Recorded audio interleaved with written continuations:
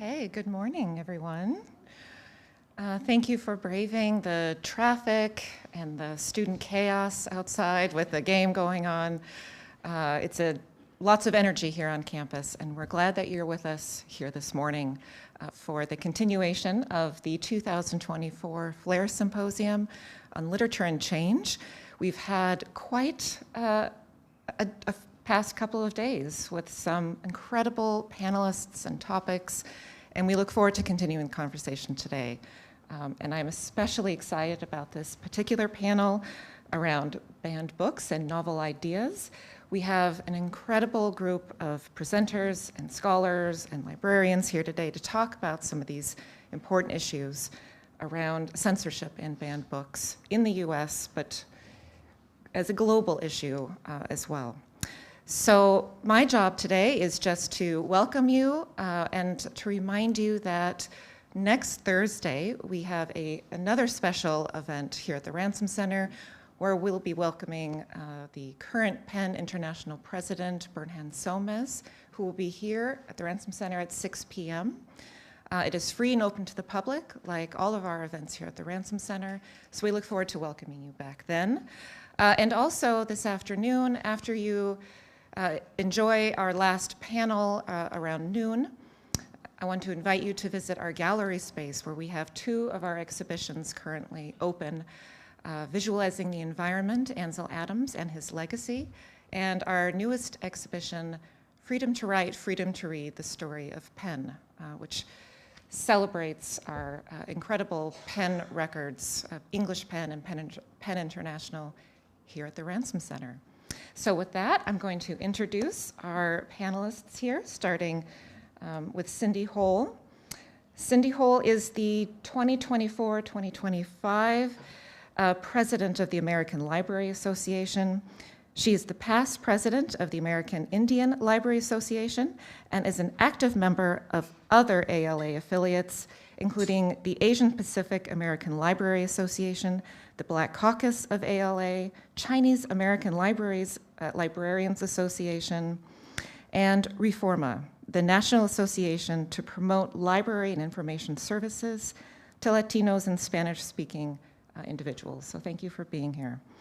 Hohl holds a BS in Organizational Management and Leadership from Friends University and an MLIS from Wayne State University and an MBA from Baker University. Next to Cindy is Heather Hauser. I'm sorry, there we go, Heather Hauser, right at the top of my list.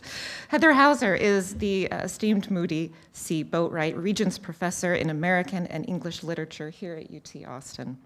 Heather's areas of research and teaching include late 20th and 21st century US fiction, environmental humanities, medical humanities, science and technology studies, reproduction and climate, affect theory, cultural studies of information.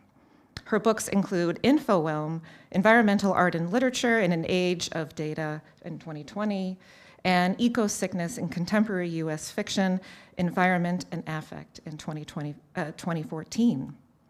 Infowhelm was a finalist for the 2022 Association for the Study of Literature and Environment Book Award and the 2021 ASLE UK Ireland Book Prize. Congratulations. Her research has been supported by many foundations and is extremely active with the Mellon Foundation, the Whitting Foundation, American Academy of Arts and Sciences, UT Austin, Stanford University, and more. So welcome. And Julia Mickenberg, Professor of American Studies here at the University of Texas at Austin. She is an interdisciplinary historian of women, children, and radical cultures in the 20th century. Mickenberg is the author of American Girls in Red Russia, Chasing the Soviet Dream, which was published in 2017 by the University of Chicago Press. Her book, Learning from the Left, Children's Literature, the Cold War, and Radical Politics in the US was from Oxford University Press in 2006, won awards from the Society for the History of Children and Youth, the Children's Literary Association, and others. Her current book project is tentatively entitled, maybe we can get an update, The Way We Were, Eve Merriam and the Hidden History of American Feminism, which of course we look forward to reading when it is published. And our moderator today is Summer Lopez, who is the recently appointed interim co-CEO of PEN America, where she served for many years prior as the Chief Program Officer for Free Expression. She has been with PEN America since November 2017 and oversees, amongst other responsibilities now, PEN America's advocacy, research, and programming to defend free expression in the US and globally. Lopez has worked for years to advance democracy and human rights in the nonprofit and government sectors, including 8 years with the U.S. Agency for International Development and 3 years with the AGA Project, a San Diego-based nonprofit providing participatory media programming for immigrant and refugee youth. We're very excited to have you here. And with that, please help me welcome our panelists. And I'll hand it over to you. I think I'm going to start standing, and I think I don't need that. So, hi, everyone. Welcome, and thank you so much, Erica. I'm thrilled to be here and with this wonderful panel. I want to thank everyone for being here early on a Saturday, and to the Ransom Center and the Flair Symposium organizers for hosting this important conversation, which I think feels even more important than it might have a week ago. And it's particularly powerful, I think, to be having this discussion in the next room from the exhibit on the history of PEN. The Ransom Center has always been a somewhat fabled place in my mind because I've known it for a long time as the home of the archives of PEN International. And I spend a great deal of time thinking about the history of PEN International and the Global PEN Network, which was founded in 1921, and of PEN America, which was founded a year later, and about the ways in which our current moment echoes so many other moments in our national and global and organizational history. So I'm thrilled to be here and also to be able to see the exhibit. I do recommend it. There's a 1942 poster in the exhibit. I think it's also on the inside cover of your programs that says, "Books are weapons in the war of ideas." It brought to my mind remarks that Salman Rushdie gave at an emergency writers' congress we hosted in 2022 in the wake of Russia's invasion of Ukraine. There he said, "A poem cannot stop a bullet. A novel can't defuse a bomb. But we are not helpless. We can sing the truth and name the liars. Stories are at the heart of what's happening. We must work to overturn the false narratives of tyrants by telling better stories." Stories are at the heart of what's happening. I really believe that because stories have power. They allow us to see hard truths, to imagine what is possible.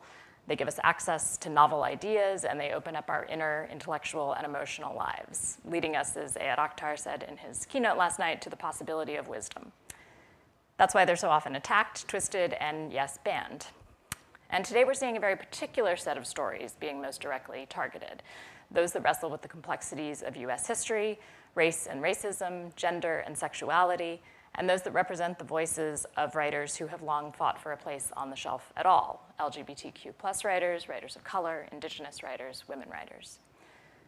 So what does it mean when those stories are lost, even temporarily, or even just for one school's worth of children or one library's worth of readers, or even just for one child who needed that book that's no longer on the shelf?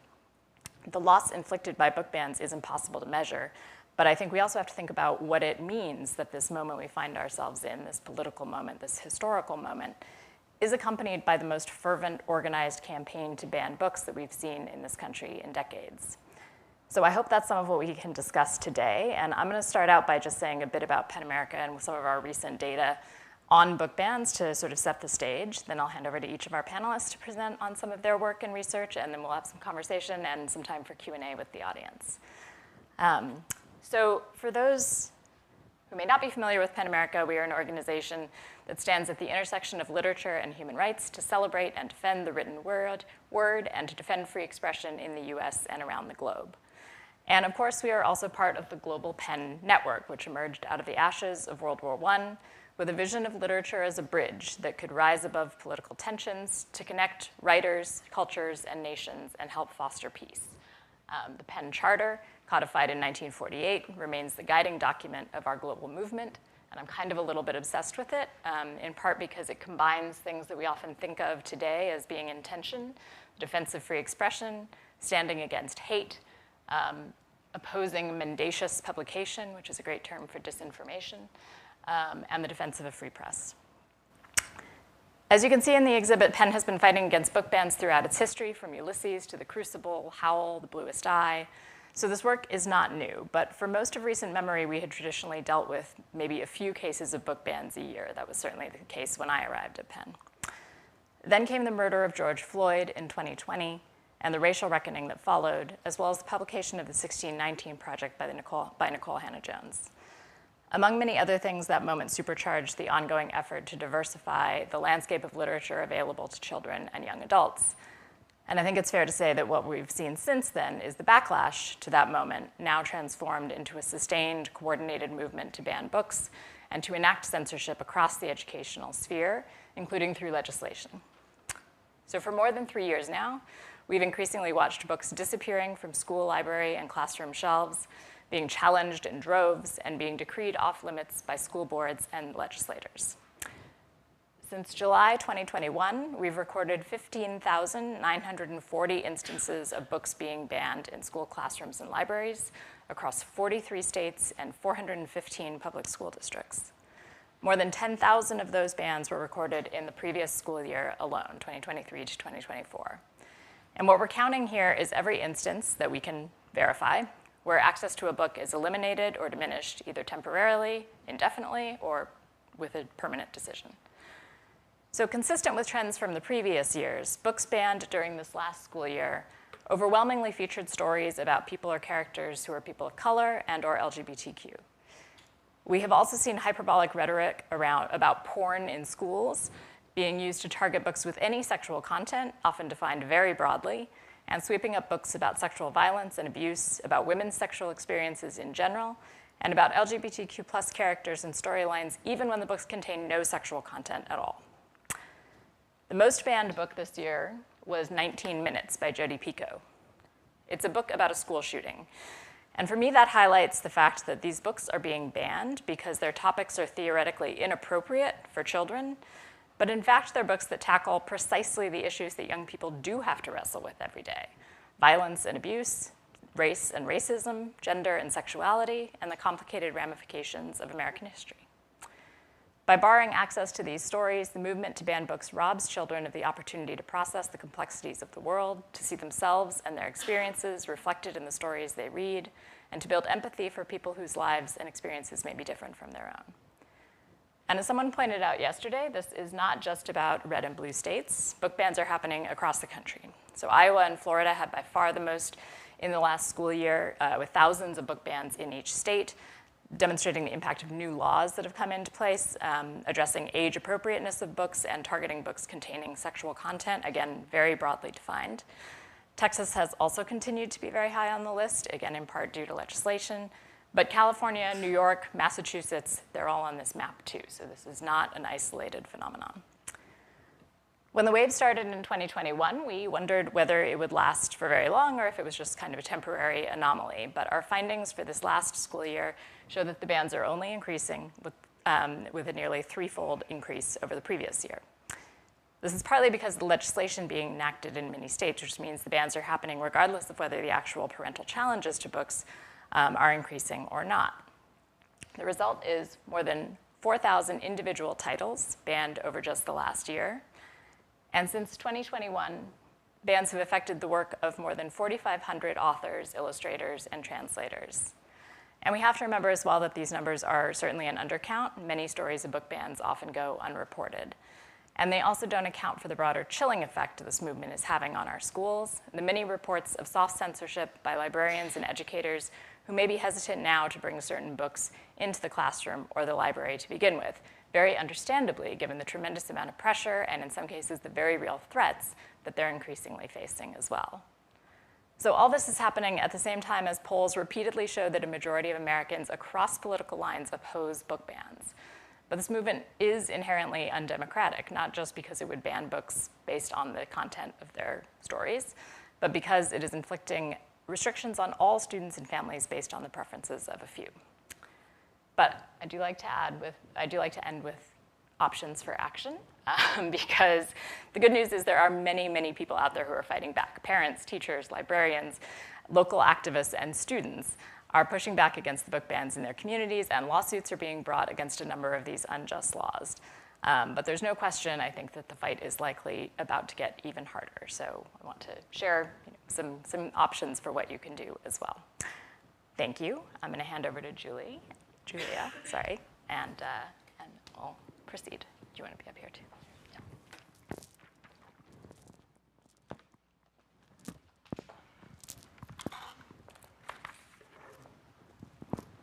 All right, people hear me? So I'm going to give some, I will also thank everyone who brought me here. I'm thrilled to be among this company. And I'm going to be giving some historical context, talking about maybe some parallels and differences with the McCarthy period. On November 28, 1954, a headline on the front page of the Milwaukee Sentinel warned that a children's book local leaders had recently featured was dangerous. New Lincoln book has pink-tinged pages, it read. A review of the book and an editorial described how a pillar of communist literature in the United States, Merida Lasser, had used a great American folk hero as her vehicle for spreading pink ideas. Apparently, a month earlier, when Lasser visited Milwaukee, speaking on a popular radio program and then reading from her Lincoln book to an audience of children at the Milwaukee Public Library, she went on to attend a party to promote the Communist Daily Worker that very evening. And a week or so after reading her pink-tinged portrait of Abraham Lincoln to the city's children, she published an article of her own in The Worker. Although not arguing that the book be banned or burned, the Sentinel reporter maintained that intellectual freedom, a fine idea for educated, discriminating adults, should not apply in the same way to children who are not yet skilled in the manly art of intellectual self-defense.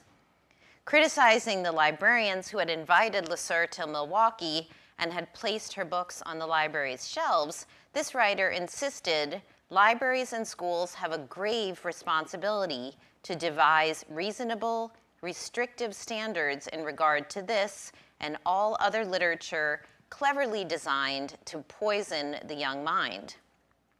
Prior to this incident, Lasser's books for children on American folk heroes, including Davy Crockett, Johnny Appleseed, Abe Lincoln, and Sparrowhawk, had received nothing but praise from reviewers who used words like poetic and beautiful to describe the writing. And even the Sentinel reviewer admitted that parts of the book were beautiful, which made it harder to pick out the propaganda. At least he read the book. Apparently, it was not only children who were ill-trained in the manly art of intellectual self-defense. It was also librarians who had missed the poisonous messages. This reporter clearly found out that Lasser was a communist and then read her book looking for evidence of the party line. But what's notable about this event was how unusual it was. Certainly, there are instances of children's book challenges from the 1950s, perhaps most famously a Southern racist targeting of The Rabbit's Wedding by Garth Williams. As a recent article on the incident notes, the Rabbits' interracial union had inflamed Montgomery's chapter of the White Citizens Council, whose members argued that the book amounted to grooming by literary means, conditioning preschoolers to cross the color line. Williams, a well-known artist who had illustrated books by E.B. White and Laura Ingalls Wilder, had claimed that he had no political intent in publishing the book. But there were also challenges on similar grounds to books by avowedly political authors like Gerald Bime, whose book Swimming Hole, 1951, explicitly critiqued segregationist practices and was banned in places like Georgia and South Carolina. But despite such instances, the children's literature field was actually something of a haven for leftists during the McCarthy period. Indeed, Meredith Lasser, like quite a few others, had begun writing for children when other realms of publishing had closed to her because of her politics. In fact, despite ostensible risk to children being a prime motivator for book banning, trade children's books were relatively unpoliced during the McCarthy era. As writer Howard Fast put it, children's books are a freer market. They are in a freer area where far more ideals are tossed around than you will ever find in adult books. The matter of interracial books, which in fact cannot be separated from fears about communist influence, which I can say more about if you want, would become a cause célèbre for activists in the children's book field, especially after 1965, when education specialist Nancy Lyric published a groundbreaking article in the Saturday Review on the all-white world of children's books. Publishers' fears of losing Southern markets had a real limiting effect. And if book banners would often claim the big danger to children was communist infiltration rather than their own racism, it is also the case that it took an emboldened writer and illustrator and editor and publisher to be willing to challenge the color line at this time. So if banning of trade children's books was actually somewhat rare, for reasons I explore in a moment, self-censorship was rampant, thanks to a set of unwritten rules that governed children's book publishing until at least the mid-1960s. Tricia Tucker argues, by way of Lee Edelman and James Kincaid, that these unwritten rules assumed the child's innocence about sex, profane language, racial or gender-based discrimination, substance abuse, anxiety and depression, or myriad other objectionable phenomena, many of which were listed on Summer's slide. She attributes the assumptions that drive book bans today to perpetuation of the idealized empty child figure posited more than 200 years ago. Prior to the 60s revolutions, authors of books being published as children's books, just to make that clear, rather than just books children were reading, rarely violated a wide range of taboos that enforced normative values and behaviors, except in very subtle ways. For instance, Robin Bernstein has made a convincing case for reading Harriet the Spy as a queer character, and Kenneth Kidd has even pointed to Max's queerness in Where the Wild Things Are. But the cues in these books are so subtle as to be largely imperceptible to a reader not attuned to them. Still, as I have suggested, individuals blacklisted from other fields were able to thrive in the world of children's books, finding ways to adapt to its codes while also stretching the limits of the genre.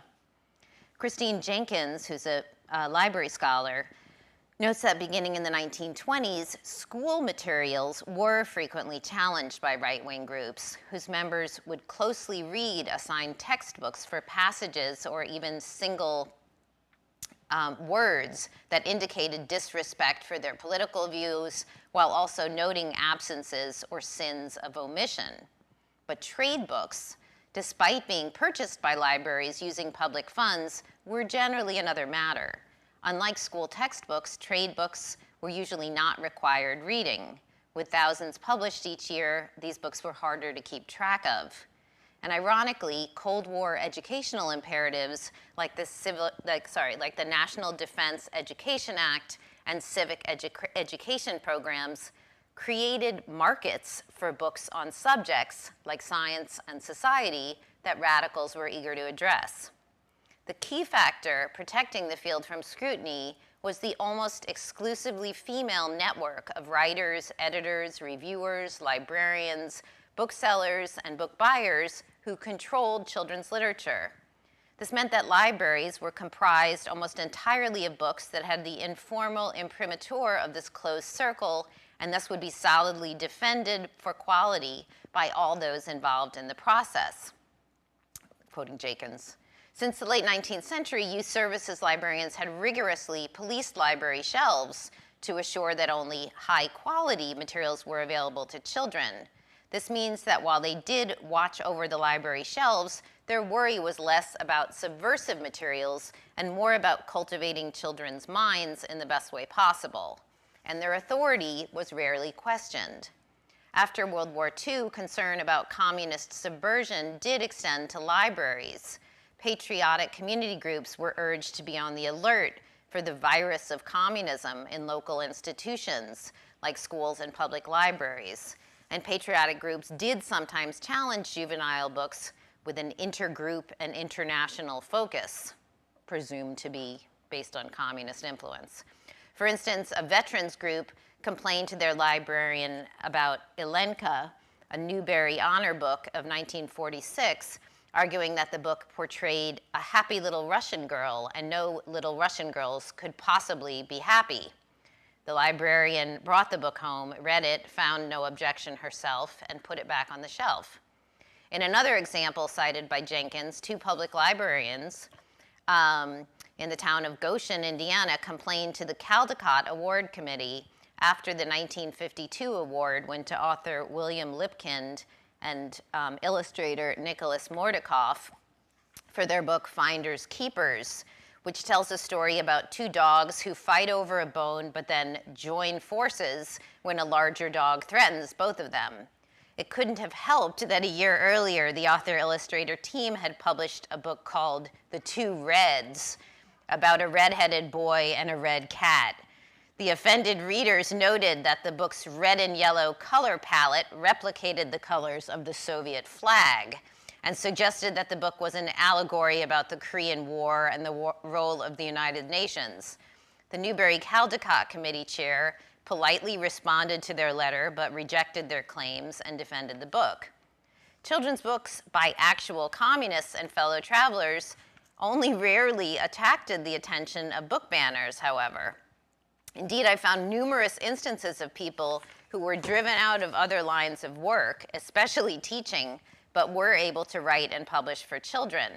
US overseas libraries did remove books by authors deemed sympathetic to communism, but the only book for young children to be removed was Helen Kay's Apple Pie for Lewis, a book based on the experiences of Kay's son Lewis, who used to visit his grandparents' orchard and eagerly await the ripening, or the reddening, of the apples.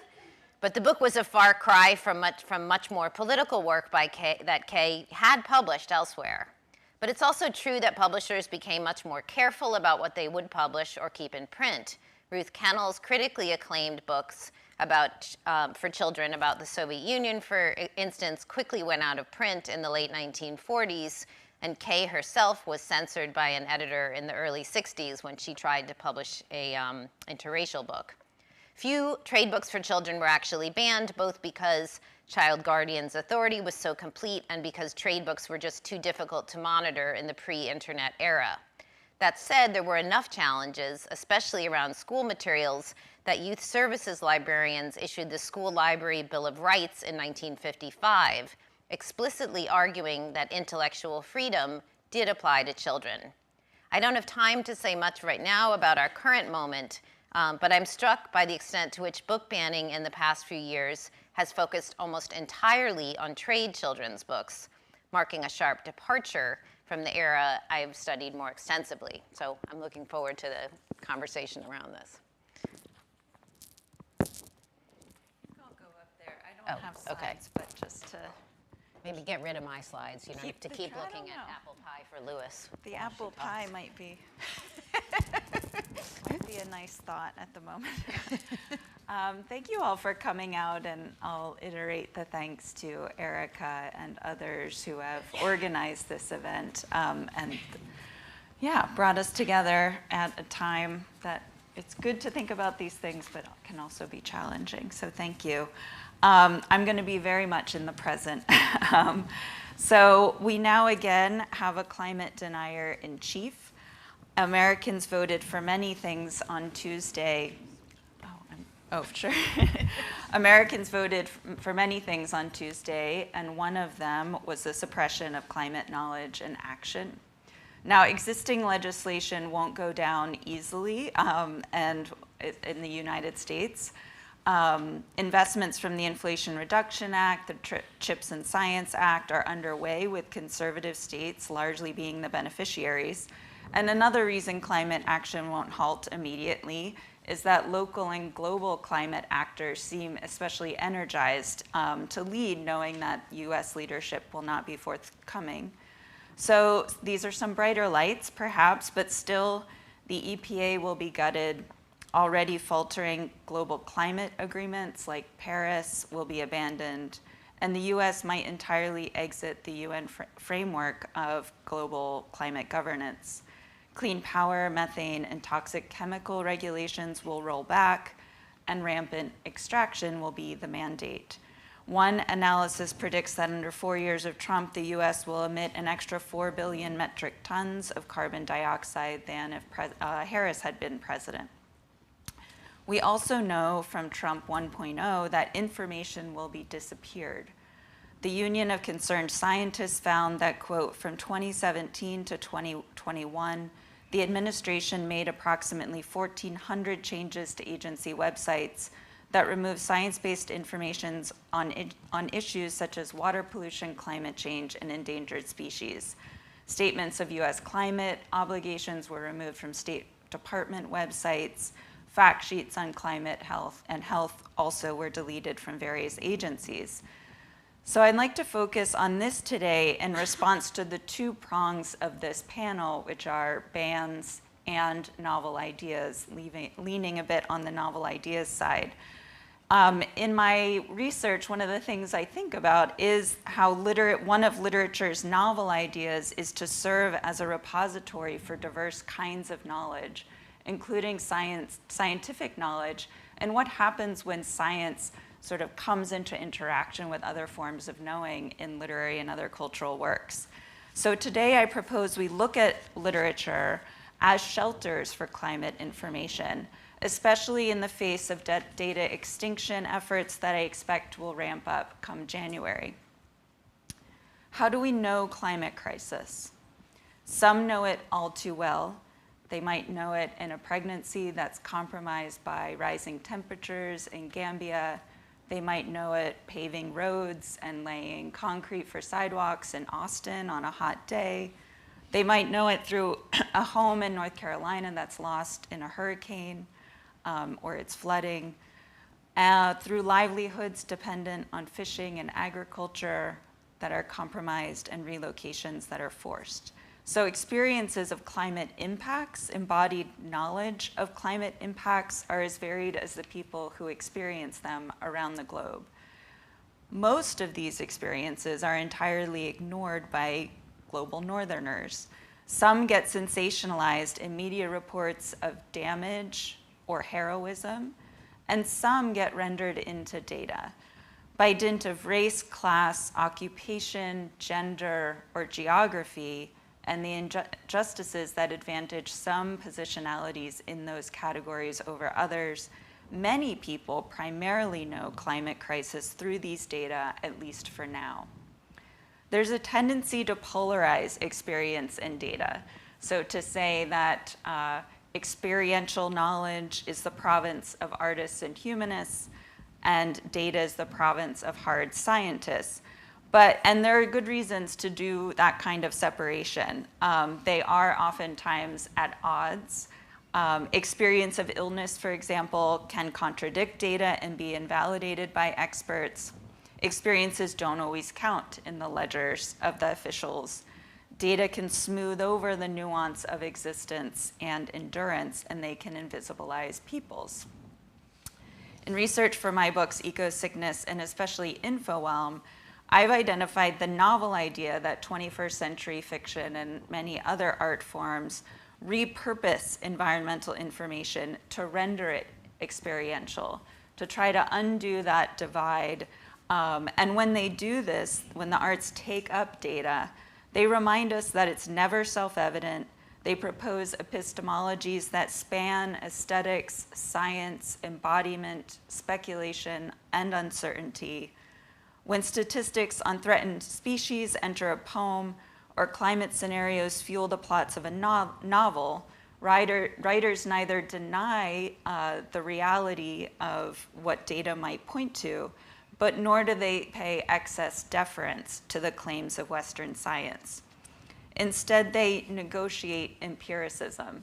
And this is Lorraine, she's a feminist philosopher. Lorraine Code's phrase for, quote, an empirically based, evidence-respecting position that takes empirical evidence seriously while contending that evidence rarely speaks for itself, either in its claims to count as evidence or in its meanings and implications.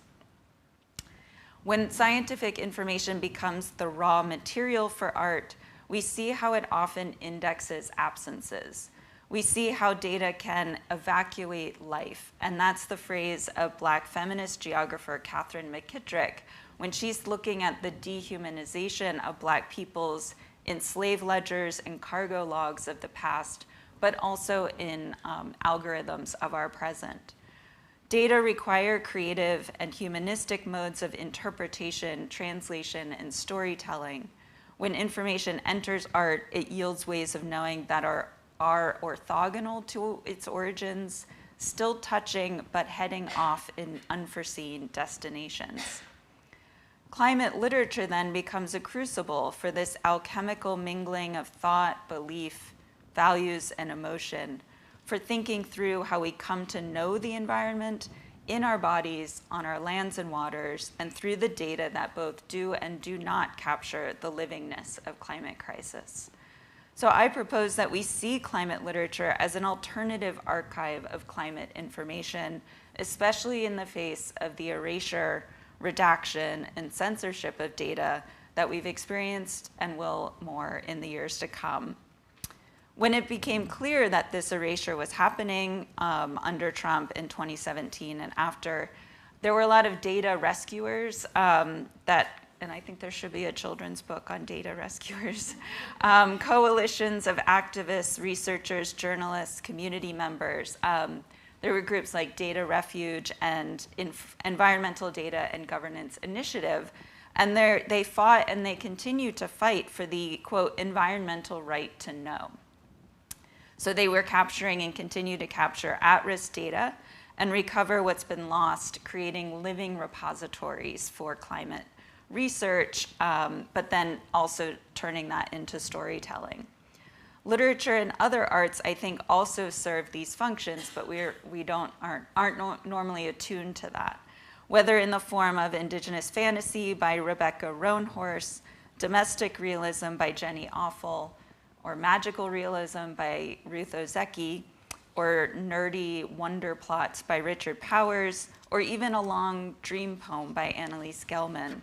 It's possible that literary repositories for climate experience and data by authors such as these would face the bans that have targeted books that Julia pointed to and Summer pointed to, those focused on politics, gender identity, sexual orientation, and racial history. And we know that textbooks have already been censored of their climate knowledge.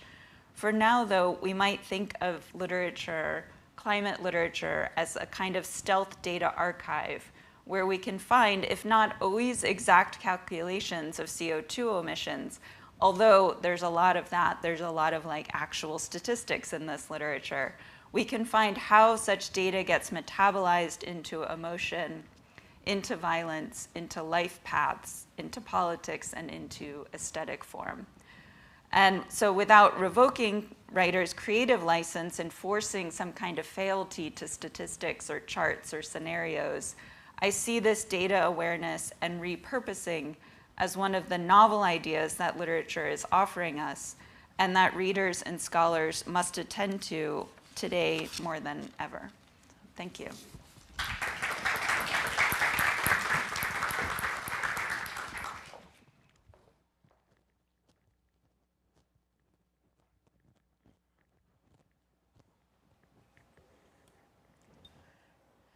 Good morning.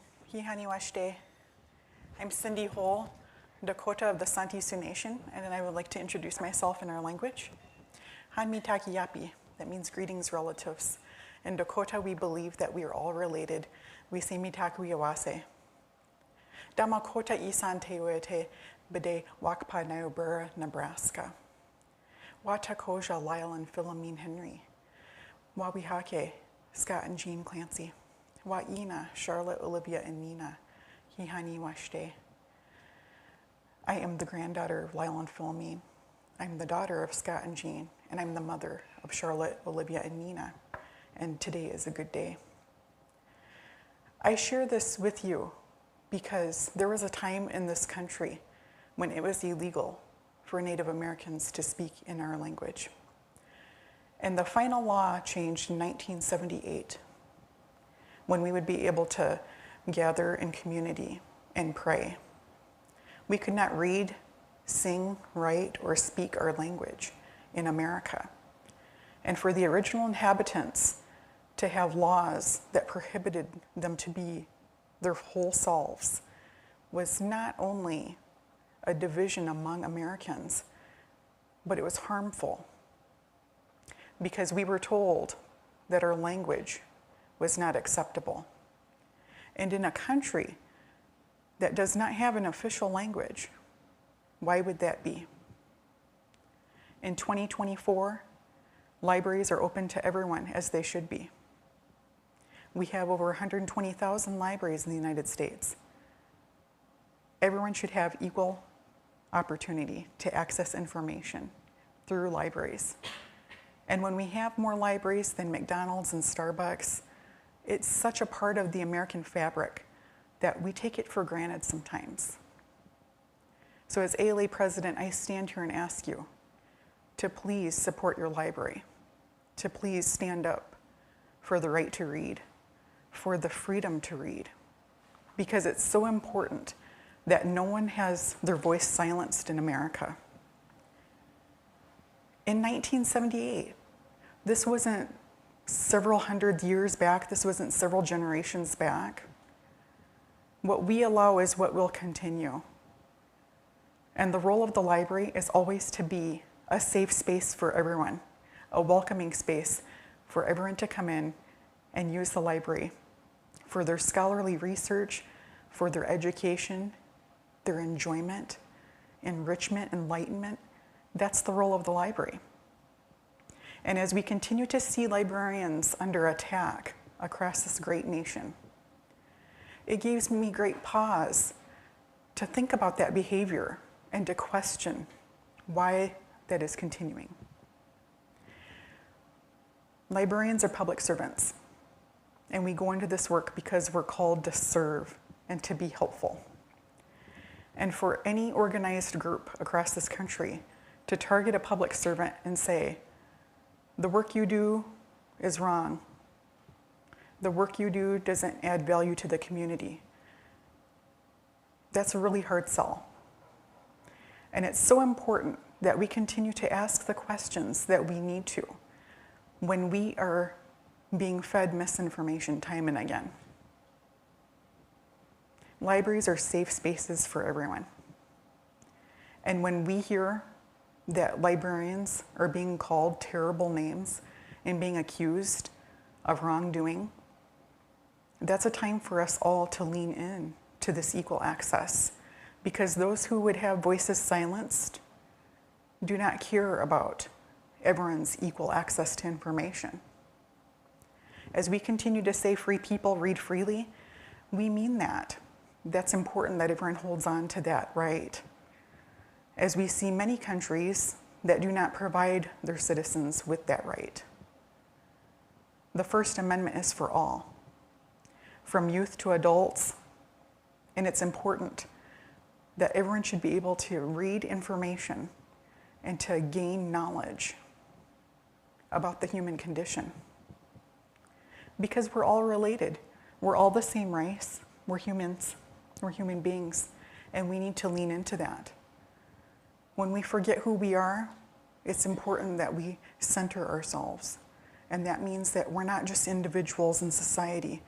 We're one community. We are a whole as a country. And in divided times, it's so important that we remember why the U.S. Constitution exists and why it represents each and every person. At the American Library Association, we continue to see these behaviors, these attacks on the profession. And we need to help everyone understand that you have equal rights to access the library, whether that's in person or online. And what someone would deem harmful, what someone would deem unnecessary, could be a lifeline to another who needs to hear that story, who needs to see themselves on the page of a book. For a child to see a beautiful illustration of characters who resemble them and their friends and their community. When I hear that a new title has been challenged, I always pause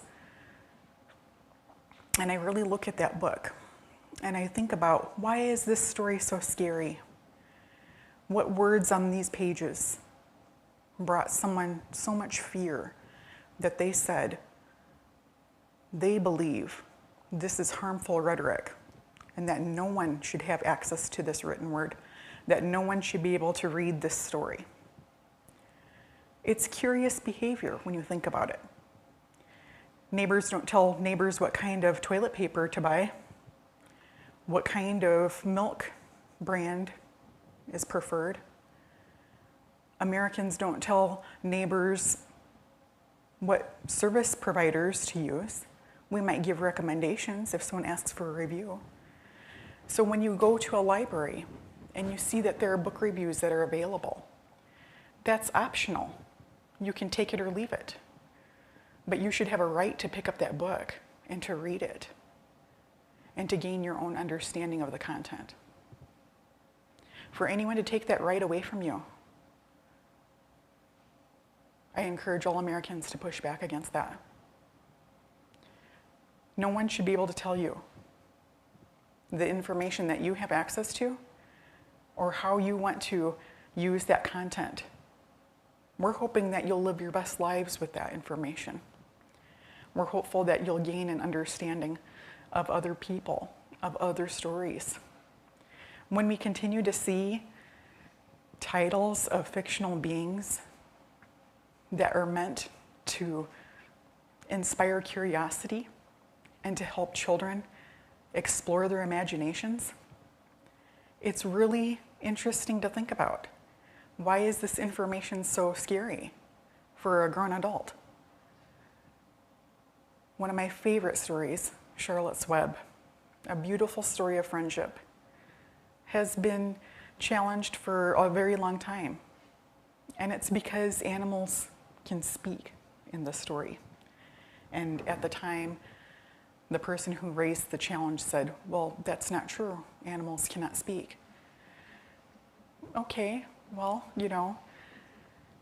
does that mean that such a classic American story should be removed from shelves? That no one should have access to this story? That the takeaways weren't meaningful?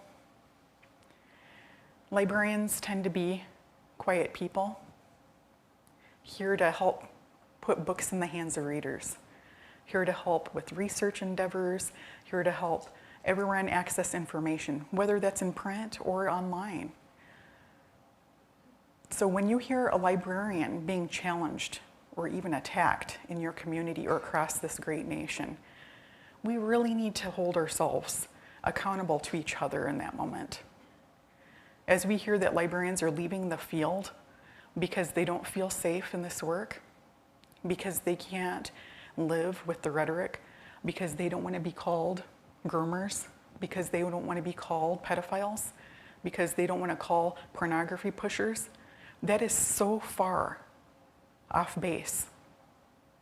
Librarians obtain a Master's of Library and Information Science degree, a professional credential, a robust program where we learn about cataloging materials, where we learn how to curate collections, where we learn how to help the public access information.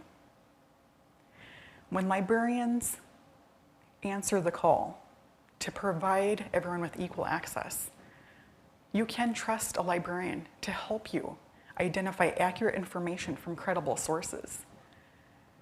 And with that charge, I believe there's never been a better time to be a librarian, because we are trained to help readers find the information that they need, even with all the adversity aside.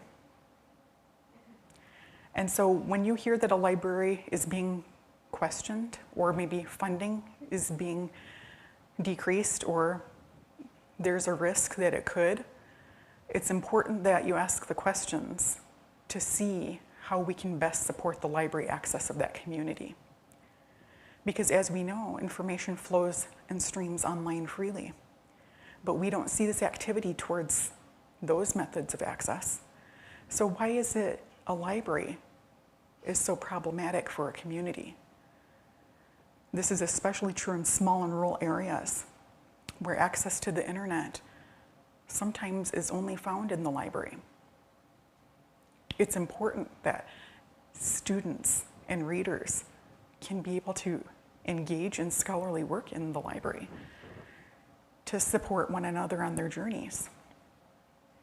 For a story time to be challenged, I still don't understand that. A beautiful story time, 30 minutes, they're designed with 6 points in mind, how we can help develop early literacy in our youngest readers and embrace families to come into the library, to shake the sillies out, to learn a finger play, to see hand puppets engaging with one another. As Americans, we're being told that that's scary and it's wrong. I stand firm in the belief that librarianship is to support the public good. Librarians are also parents, voters, constituents, taxpayers. We aren't the criminals that some would have you believe. And so anyone in public service to their community, if they are under attack for any reason, we have to take a stand. We have to do what's right. We have to support one another. And the research will show that the best success, the best indicator of a child's future success in their literacy journey is to see an adult reading and to have that love of reading and to show them what it means to engage with books. If we cease to put books in the hands of readers, that is a very dangerous path to go down, because Americans should have equal opportunity to learn and to be able to read. So as librarians and teachers and educators everywhere support a learner in their right to read, you have to learn how to read before you can read to learn. And if that relationship no longer exists, if students don't have a relationship with the library and their families don't bring them, how can we expect them to learn how to engage with the library collection? How do we expect adults to be able to perform their research? Libraries are so much more than a building of books.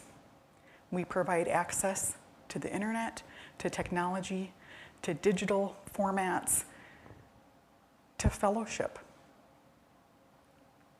If you haven't been to your library in a while, I encourage you to come back.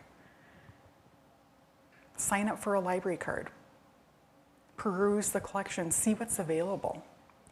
Because while some people have their own access through other formats and other collections and databases online, for the majority of Americans who rely on their access to the public library, they absolutely use that access as a lifeline. And we're here to help with workforce development. We're here to help with digital literacy. We provide classes and programs, and many offer programs and special events. A library is a robust community asset, and it's a strong reinvestment in your community as well. So part of the mission of the American Library Association is to ensure equal access to information for all, and that truly means everyone. So whether we have a toddler who's learning how to engage with books by just touching a little 4x4 cardboard book, whether it's a 5-year-old who's learning how to read, whether it's a tween who thinks they have better things to do than read a book, and then they learn this magical world that they didn't know existed and they fall in love with a series. Libraries will still be here for them when they turn further down their path into adulthood. And then we often see them re-engage in the library again when they have children and they return to the library. Readership is for everyone. Whether you read online, whether you listen, audiobooks have the same value as reading with your eyes. So there are so many different ways that we can access information. And it's so important that we continue to understand what the role of the library is in all of our communities so that we can continue to access information. The threat is too great when we are told that certain storylines are not valuable. We cannot allow Americans to be devalued. We cannot allow Americans to be silenced. And it's something that is so important. We have to take action today, right now.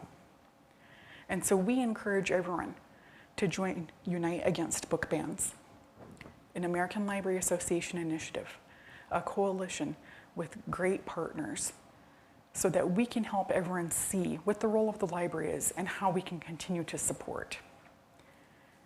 So I'm so grateful for this opportunity today. I thank you for the invitation. As librarians continue to do the good work and support our community in the best way possible, that is what we're here to do. And so I look forward to our questions. So I say, Piramae wo pidatanka. Thank you, I'm very grateful.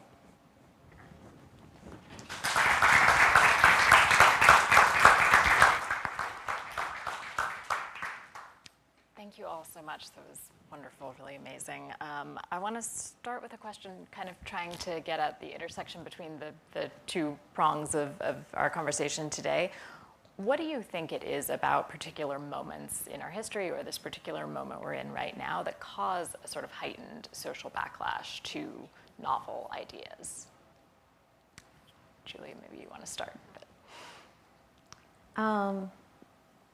Yeah, I think that's a difficult question to answer.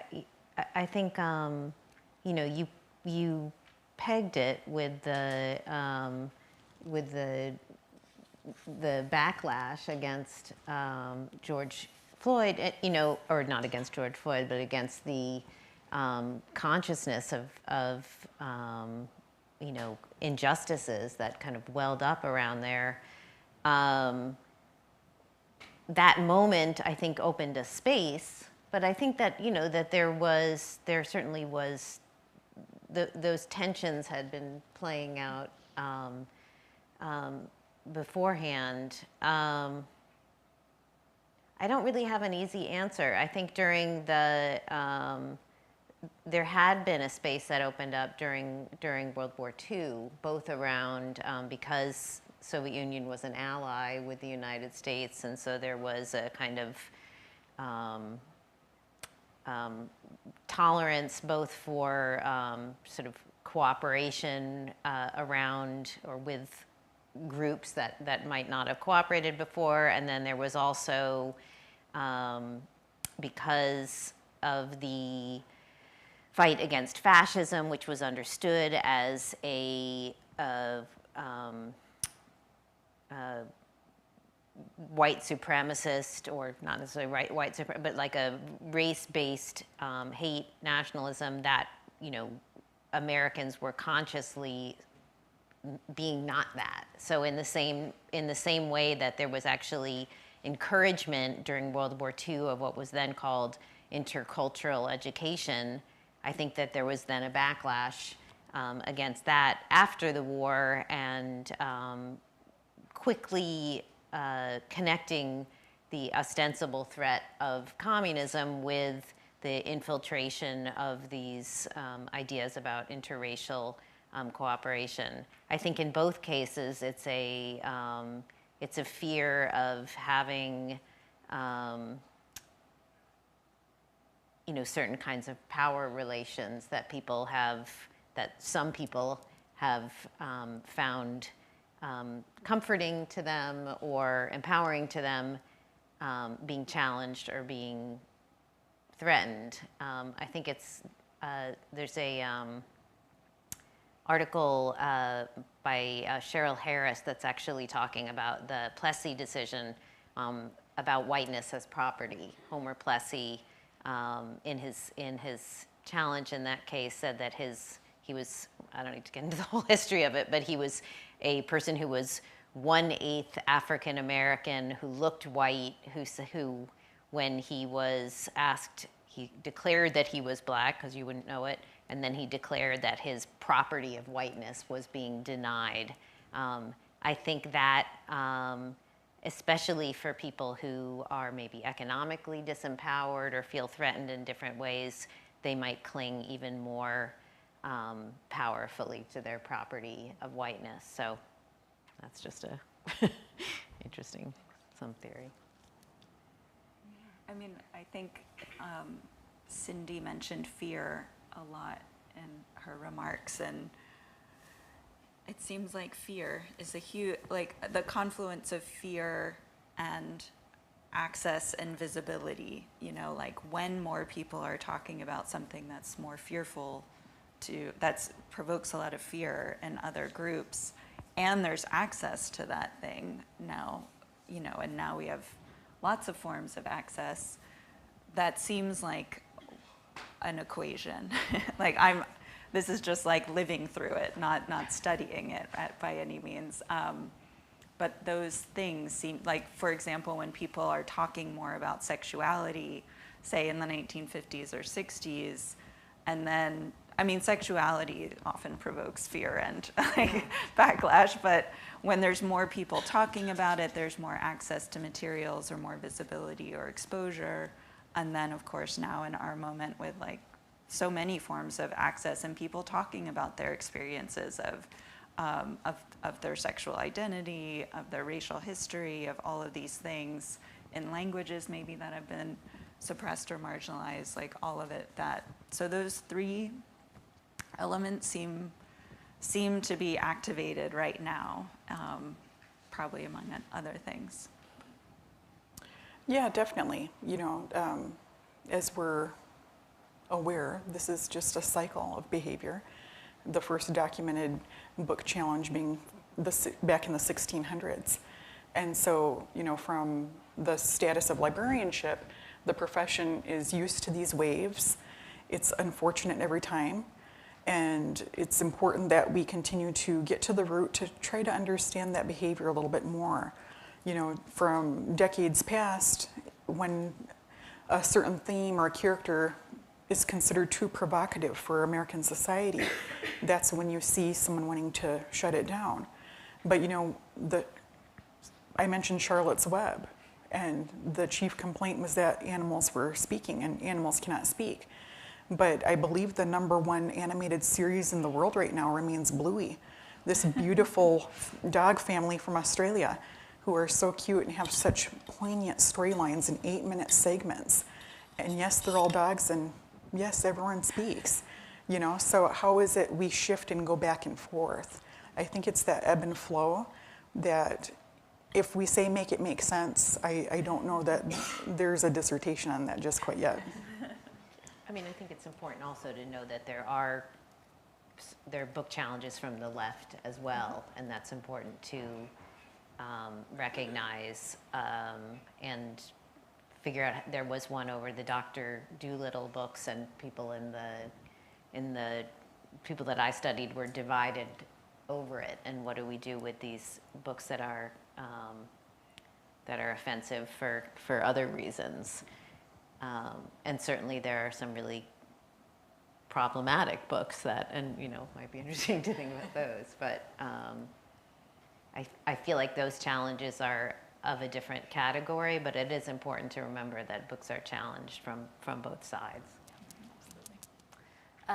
Cindy, I mean, one of the things I think is interesting is that librarians continue to rank highly in polls of who the public trusts, and yet we are also seeing, this significant villainization of them in this moment and these new threats. I'm curious, how do you feel it's changing the profession and the role of libraries in our communities?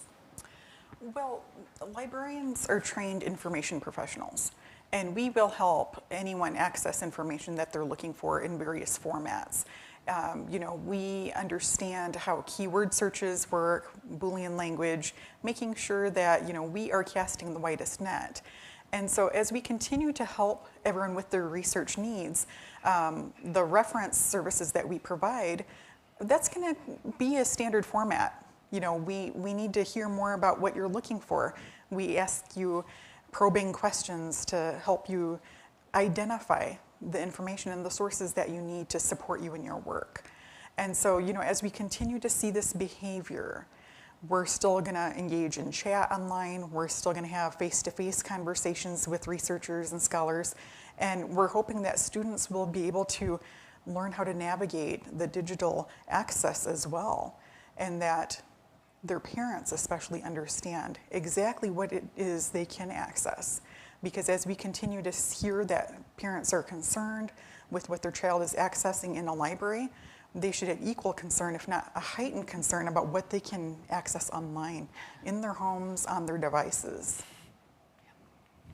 Certainly.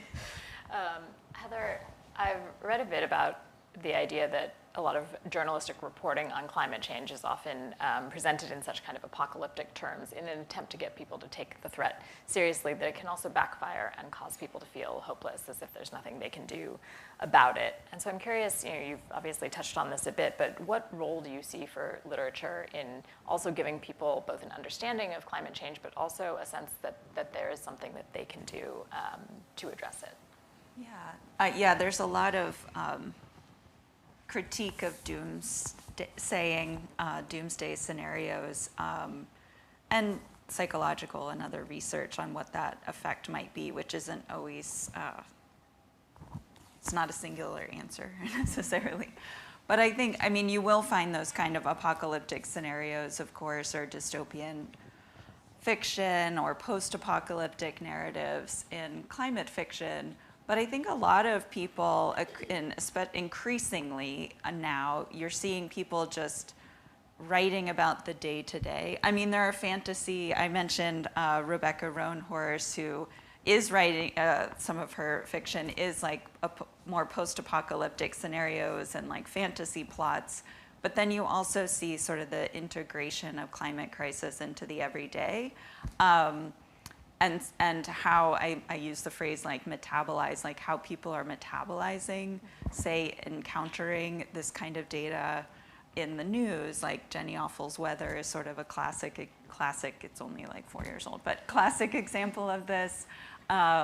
You see people, I mentioned Richard Powers, who I've worked on. He's written about science and the environment for decades, but his most recent book, well, last two novels, but the most recent one, Playground, like thinking about the wonder of the oceans, what's happening to the oceans in light of climate change, which is like spanning communities from like research scientists to, the child who picks up a book about an oceanographer in the library. So I think there are ways that people are rendering climate crisis more everyday and more familiar. The effects of that I don't think have been studied, but I have thought about like as climate becomes part of the atmosphere of a novel. So like it's not, we don't have like car novels. We might have car novels, but like there are cars in novels, and it's not something where like, oh, that's a car novel because they're cars. Now just climate change is part of the everyday. And you can see that as like, if it's being rendered atmospheric, maybe it's just saying there's nothing we can do. Like that is our reality. It's not necessarily the case if it's taken out of the domain of the apocalyptic or the extreme. It's necessarily like motivating people. It could also just be like, oh yeah, well we have the internet and that's just the way we live. So I don't think it's, there's going to be or is one trajectory, but you're seeing more and more people sort of play around with how writers, artists, how they integrate not only climate information, but just the experiential like encounter and living through climate crisis. Thank you. Julie, I'll ask you a question, and then we'll go to the Q&A. Over the course of the symposium, there's been a lot of discussion of sort of the meaning of literature for our inner lives, and it's made me think about children's literature and the debate we're seeing around book bans, because although we were all children, ostensibly we should recall that we had inner lives at that time. I feel like a lot of the discourse is about children as sort of these like fragile vessels that can't be, potentially harmed by any sort of remotely disturbing content. At the same time, as I'm struck that, some of the assumption is that they'll read this picture book and understand it's an allegory for the Korean War. So it's an interesting kind of dynamic. But I'm curious how you think about the role of literature in the inner lives of children, and how does that kind of play into this push to sometimes restrict what types of literature they can read? Yeah, it's interesting because, the struggle against fascism during World War II created a sort of push among librarians, publishers, editors, writers to say, maybe we need to publish more realistic children's literature that gives children tools to really face the world ahead of them. And so then this conversation really continues and sort of explodes in the 1970s with what was then called the problem novel. So I was born in 1968. I remember this, especially even the category of the young adult novel really develops around this time period. There was one of the women I interviewed for my book, Betty Bacon, was she was a member of the Communist Party, and she published, she was an editor at Young World Books, which was the Communist Party publishing house, and then she actually went into librarianship. And she published some actually really thoughtful commentary on this. I got your questions, and then I started going through my old files, because my files were all physical for my first book. And I was looking for this article that I remembered she'd written, where she edited a book called How Much Truth Should We Tell the Children?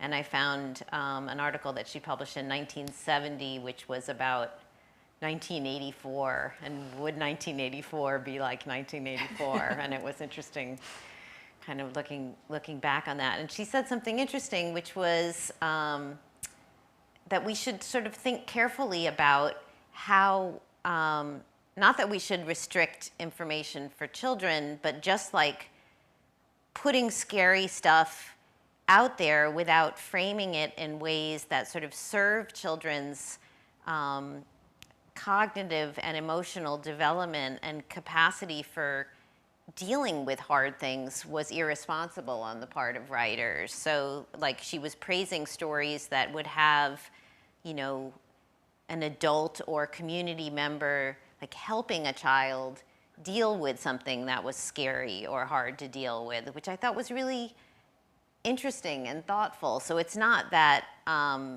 because it's also irresponsible to assume that all children are in fact shielded from these scary things when children are dealing with alcoholic, abusive parents, or with sexual feelings that aren't acknowledged, or with racism, or with, with all these things. And so if they are not given any tools to cope with those things, that's irresponsible also. So I think, I think that there are sensitive ways of recognizing children's needs, and then also providing them with tools that will actually give them the ability to process things that are hard to process. Absolutely. There's a lot of this happening on the climate front, like psychologists and others, and thinking about how to guide parents to talk to children about this. And I don't know what's happening on the literary front with that, but certainly more and more podcasts and things providing, and like booklets providing advice. So, yeah. And in indigenous communities, that is how we raise our youth. All generations are acknowledged and protected. And so in my introduction, I shared that I'm from Nebraska by the Niobrara River, because that's how I was raised, to understand that we protect the waters, because we all need access to clean water. And there are many tribal communities, as well as other rural areas, that don't have a reliable source of clean water. So you have to help children understand that, our role, our shared responsibility. Right, part of the raising them to be in citizenship as well as many other things. Great, okay, I know we should go to Q&A, so I'm gonna open it up, and I see a hand down here. Thank you for this panel. I really enjoyed hearing from everyone. I work with a lot of teachers and school librarians who are across the country dealing with censorship in really difficult environments. And I wanted to go back to something you started with, which is like, I don't think we have a clue of how many book bans there are, because with the people that I hear from, it's a principal telling them. It's not like a school board meeting. It's not like any of the stories that we have in our head or in the media about how this is happening. It's just a principal demanding it, or a superintendent demanding it. And I wonder, I guess this is the soft censorship that you're talking about, right? I wonder if Summer and Cindy in particular could talk about like how your organizations are adjusting to respond to this, maybe in terms of school administrator training, or I don't know, but it seems like different strategies are needed than what we have imagined and participated in so far. Sure, well, thank you for that question. The American Library Association Office of Intellectual Freedom Department has support and resources for librarians and educators, trustees, everyone who works in or around libraries. And so we have a robust collection of materials and resources. Most importantly is the book resume. And so if a librarian receives a challenge request from anyone in their community or their employer, they can go on the website and locate that title and be able to print off a book resume so that they can obtain that information. It includes the title, the synopsis, the content, publisher, the author's information. And if there isn't a book resume on that specific title, the librarian can request for that book resume to be created for them. So as we continue to hear from school librarians, soft censorship it's a choice. And we understand that some people feel that they need to protect access to the library. And that's really what we're hearing, where they're coming from with that. So they won't put up the display recognizing Pride Month because there would be pushback. They won't, have a book talk about a certain author because they don't want parents coming in and saying, you're feeding this narrative down the throats of students, and I disagree with that.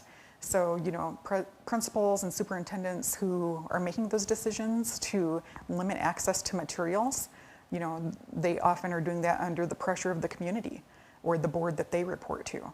So it's a slippery slope, and it's one that will continue as long as we have people who are in these situations. So, I certainly don't fault a librarian for saying, well, I want the library to stay open, so I'm gonna go ahead and put this book on the shelf instead of displaying it because I don't want the library to close. I don't want the whole collection to be removed. And it's such a sad time for America.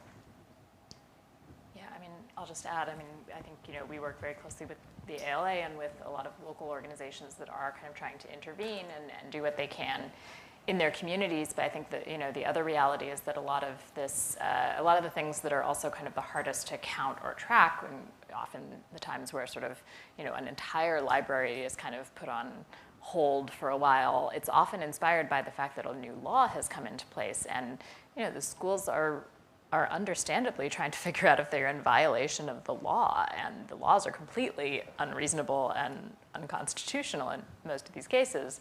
But it is putting the institutions and the educators in a really challenging position, where they do feel like they have to take some steps to make sure that they're not at risk of worse things sort of happening to them. So, I think that sort of the education around some of that, but also basically fighting back against some of the legislation itself is kind of what has to happen, because otherwise it just puts people in a really untenuous position, essentially.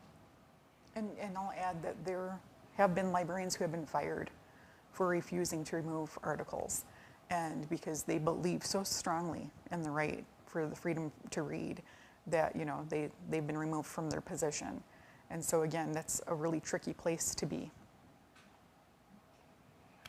Can I just say one? There's a school in Oklahoma that just took the entire library away. Like, there is no library anymore. I'm sure you've heard many stories of this, but it's problematic. Yeah, it's terrifying. Questions? Yes. Go ahead. Hi, my name is Emily, and I run an organization called Bookspring in Austin, Texas. It's a predecessor of Reading is Fundamental, so we give out books, 100,000 books, or 300,000 books to 100,000 kids this last year. And I'm also the president of the National Book Access Association, which is a network of about 300 different organizations that give out books. And we're definitely seeing, you know, and I think we should know right now the urgency. Austin right now is voting on closing school libraries. Houston has closed half the school libraries in the entire district, and if you see a map of it, it's completely disproportionately for the low income. Like, the affluent side has libraries and low income doesn't. So I think this is a super, super urgent issue. And I hear you talking a lot about policy and advocacy and legislation, right? But I think, Julia, you had it on the nose when you said trade. Like, the thing, right now we're living in an environment where things are going to be moved by the market, right? I don't love that that's the way it is. It's not what my politics are, certainly. But I think if we need to act urgently, this is where we can do it. I think the more that we say book bans in this political environment, the more pushback we're going to get, the more resistance we're going to get. And so as you talk about, like, soft censorship, it's a coping mechanism so we can keep people reading. I mean, the rate of illiteracy is so terrible in this country. That, to me, is the biggest explanation of what just happened, right? You know, 45% of Texans can't read above a 6th grade level. So they're not reading out loud to their kids. 25% of parents read out loud to their kids at home. I'm proud because my program gets it to 75%. But there's so many issues that we need to deal with, and it has to be at a really stealth level. And so I'm just encouraging to be proactive in the ways that we can to use the market to the best ability. As long as the internet is open, let's keep trying to do as much as we can with open access for things. But I just encourage, in trade publication, I'm wondering if you're seeing any more, like, the publishers at least are continuing to publish good books, right? The price is just so high that a lot of libraries, a lot of families can't afford the better books, more diverse books that are coming out, right? So anyhow, that's just my kind of more of a comment, but I'm curious to hear more about what you think about the trade and what the market can do to help keep diverse books available to everyone. No, that's a great point. That, you know, with organizations like yours that are that are literally giving books away, and supporting organizations like that, if more affluent communities can give access. It's kind of ironic that so many it's kind of like with gun control, that most Americans will support gun control, but we can't get anything passed, and most Americans are opposed to book banning and in favor of intellectual freedom, and yet these things happen. One thing that weirdly I found weirdly comforting. I heard that Moms for Liberty were they were doing this event at libraries around Texas, so I went to one of their events in Round Rock, and they were working with this like Christian publisher and Christian patriotic publisher publishing books, and so they were just having this event celebrating these books, and the books were terrible and just like so uncompelling, and they had so much trouble kind of arousing enthusiasm for them. They were really, speaking of giving away, they were trying to give away these books, and they couldn't even get people to bid on them, like to to compete for them because nobody really wanted them. And there were definitely in Round Rock, which is a pretty conservative area, there were at least twice as many people protesting as there were people attending this event. So I found just the poor quality of what they're offering to kids somewhat encouraging. One more. Yes, please. How involved are the librarians in promoting election of local people? I mean, from the standpoint of, you know, the elections that are most ignored are local elections of school boards. And if you have the school board behind you, that's a number one way of having less book banning. If you have any other local elections where you can be involved, these elections are the ones that are skipped. People are saying, oh, well, you know, what difference does the school board make? What difference is the little community election? What difference is a mud election? But they're very potent. And I wondered what you do as far as promoting people to vote. Yes, ALA has a division, United for Libraries, and we provide training for trustees, volunteers all across the country. So many public libraries are highly involved in civic engagement and civic education. So having different programs, classes, and displays to provide access to that information.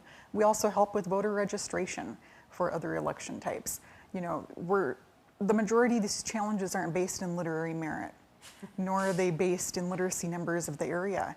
And so it's very important that educators and librarians work together to help everyone understand what the state of literacy is in their area. You know, to hear that the majority of a state can't read past the 6th grade is alarming.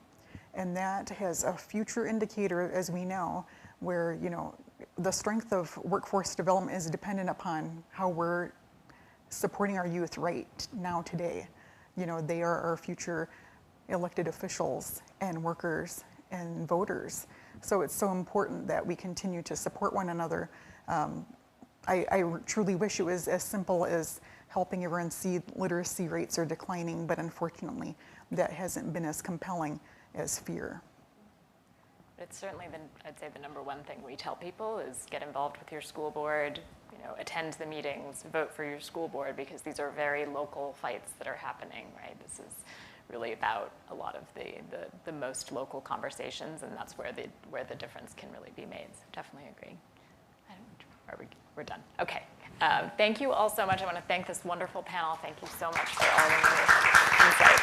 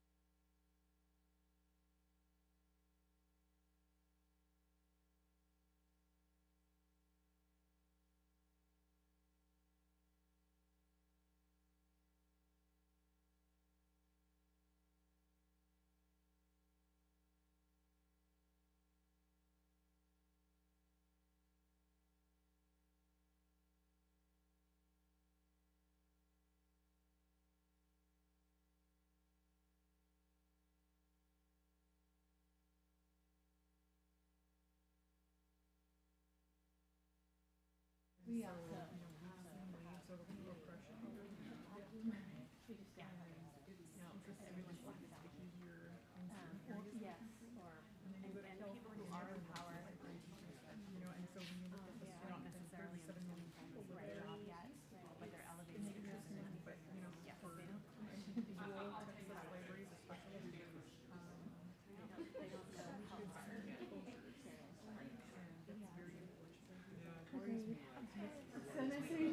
and we'll keep doing the work, and we'll keep, like, in Round Rock, we're really lucky. We're lucky because the school board is elections swept away, but then the community is still behind us as far as, providing money and support. But we're a split 50-50. We're 50-50 with our communities and so when you lose their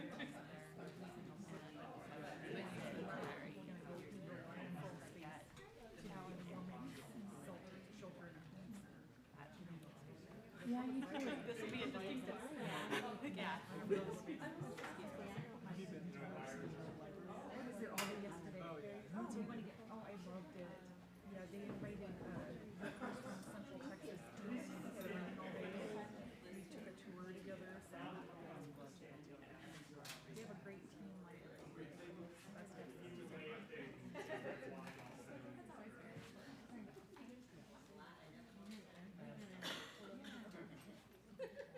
And the rooftop desk.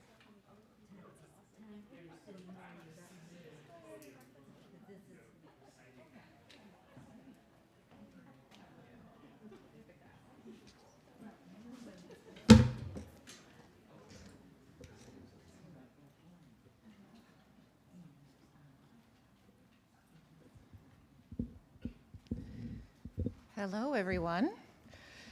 Welcome back to our final panel discussion here for the 2024 Flair Symposium on Literature and Change. I feel like it's been really thought-provoking, challenging, and certainly forward-looking series of conversations we've had over the past 2 days with our keynote addresses and our really diverse and interdisciplinary panels that we've had. So even though this may be the last panel, it certainly is an interesting and challenging jumping off point as we begin a conversation, or continue from last night, a conversation around AI and fiction writing. So after the conclusion of this panel, we're going to have a few remarks by our director, Steve Enniss.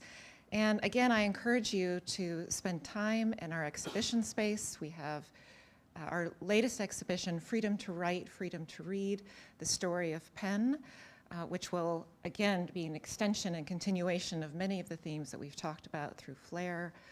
And look forward again to next Thursday, November 14th, when we'll welcome Bernhard Somers, the PEN International president, who will be here to talk about freedom of expression from a global perspective and the efforts of PEN International.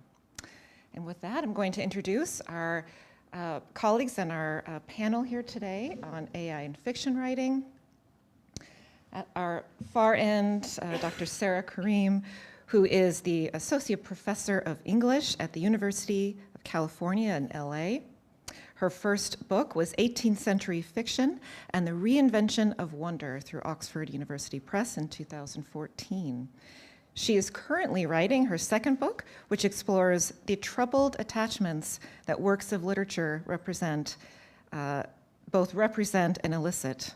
And with Crystal B. Lake, she is the co-founder and co-editor of The Rambling. And we're so privileged to have you here as part of this conversation. Sean Michaels is an author, most recently of Do You Remember Being Born? A Story of AI and Poetry. He is also the author of the novel Us Conductors and the Wagers, and founder and the pioneer of music blog Said the Gramophone. His nonfiction has appeared in The New Yorker, The Guardian, McSweeney's, and Pitchfork. And Michaels is a recipient, and he has been nominated for others, for the Dublin Literary Award, the Kirkus Prize, and the Peabody Award. And then we have Nicole Wallack, who is currently the director of Columbia University's undergraduate writing program and Senior Lecturer in Discipline in the Department of History and Comparative Literature at Columbia University. Her scholarship focuses on the history, pedagogy, and the aesthetics of American essay, rhetoric and composition, writing studies, writing program administration, teacher education, and educational history. She also writes on the literature and film of city life. Her recent book, Crafting Presence, The American Essay and the Future of Writing Studies from Utah State University Press, came out in 2017. Offers a theoretical and pedagogical arguments for how an essay-based pedagogy in high school and college can enact the goals of liberal education more effectively and ethically than, quote, college and career readiness paradigms. And moderating our conversation today is Samuel Baker, who is Associate Professor of English at the University of Texas here at Austin. He's the founding member of the executive team for the Good Systems Ethical AI Texas Grand Challenge, which I feel needs a good acronym, good university practice acronym, and chaired that initiative in 2021 and 22. His research interests include British Romantic poetry, historical fiction, science fiction, the Gothic novel, media studies, informatics, casual inference, and the environmental humanities, I'm not done, and the cultural analysis of the built environment, now becoming known as infrastructure studies. With Good Systems, Baker is currently the leader of the, quote, Living and Working with Robots team. Previously, he was co-PI of the, quote, Bad AI and Beyond project, which examined how media representation shape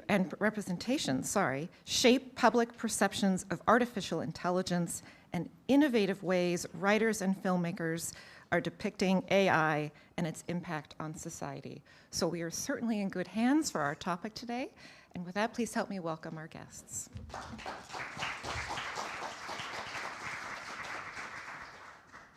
Thanks so much, Erica, for those warm introductions. And thanks so much to you and your colleagues at the Harry Ransom Center for this wonderful symposium.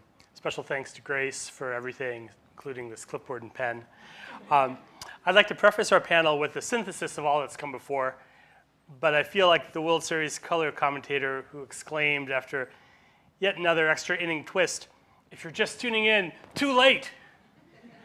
Still, let me see if I can't at least set a benchmark for the future chatbot to which the transcript of our proceedings will inevitably be fed by sharing the 678 words that follow. The question of literature and change, we might say with Colm Tóibín, is a question of how literature can be housed and rehoused. Like Sean, for many years I moved often, and when I longed for a home, it was largely because I was desperate for a place to abide with my books. That was yesterday, in a time when we swam through a complex ecosystem of print culture, when we co-evolved with our books, magazines, newspapers, notebooks, postcards, and stacks of photocopies, when we achieved a special velocity in those confined niches, armchairs, poetry readings, carols, undercover flashlight domes, most conducive to imagination as sheer transformation. We woke today with a start, only to see the trains we boarded to transport such news spiraling into a dark void. Long in crisis, our journey with literature starts to feel like its own kind of ecological catastrophe. What is a publishing house? What is a house full of books? What is a bookstore? What is a university literature department? In a digital era, when the literature we had thought we possessed faces erasure from our devices, when the literature we had thought to make is instead made for us by computers, colleges, and corporations that house us, walling us in away from each other and our thought. And must we lose our lives with literature once it has begun co-evolving with artificial intelligence? So that's where we left off last night, and I'd organized the present panel with a related but somewhat different thought in mind. My thought was that artificial intelligence might not be so new to the literary mind, insofar as that mind has long been accustomed to the haunting houses of literature. What if this terror we feel so acutely this week, this terror of losing literature to change, is an anticipatory trauma we literary types have long felt.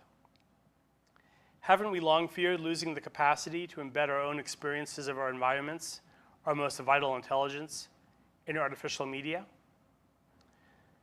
Moreover, haven't we also long feared success, feared writing well only to find ourselves the rivals of, competitors with, those legacy artificial intelligences that were our literary works? For instance, does the advent of computational AI really mark the first time that a playwright arrived in Hollywood only to be truly, justifiably terrified by, overawed by some new autonomous culture industry that will supersede human craft? Has no one seen Barton Fink? It's a wrestling picture.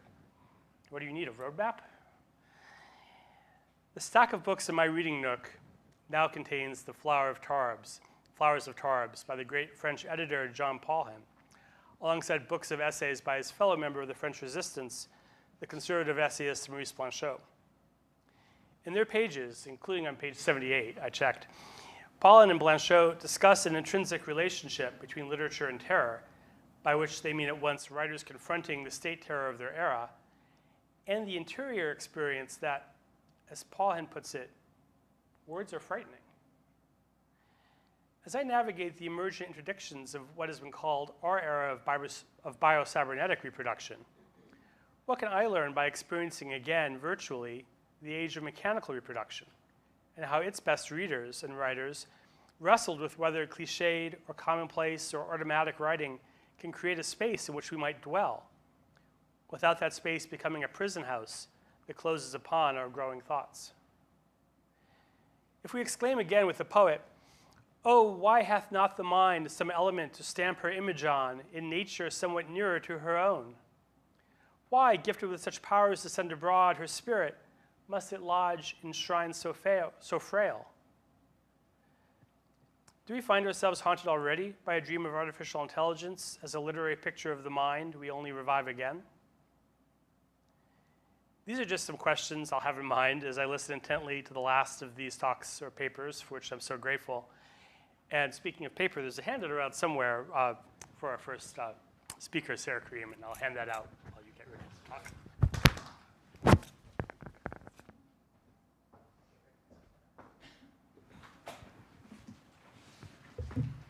Hi, everyone. I'd like to thank Erica and Sam and everybody involved in putting on this wonderful symposium, which I've been finding very restorative.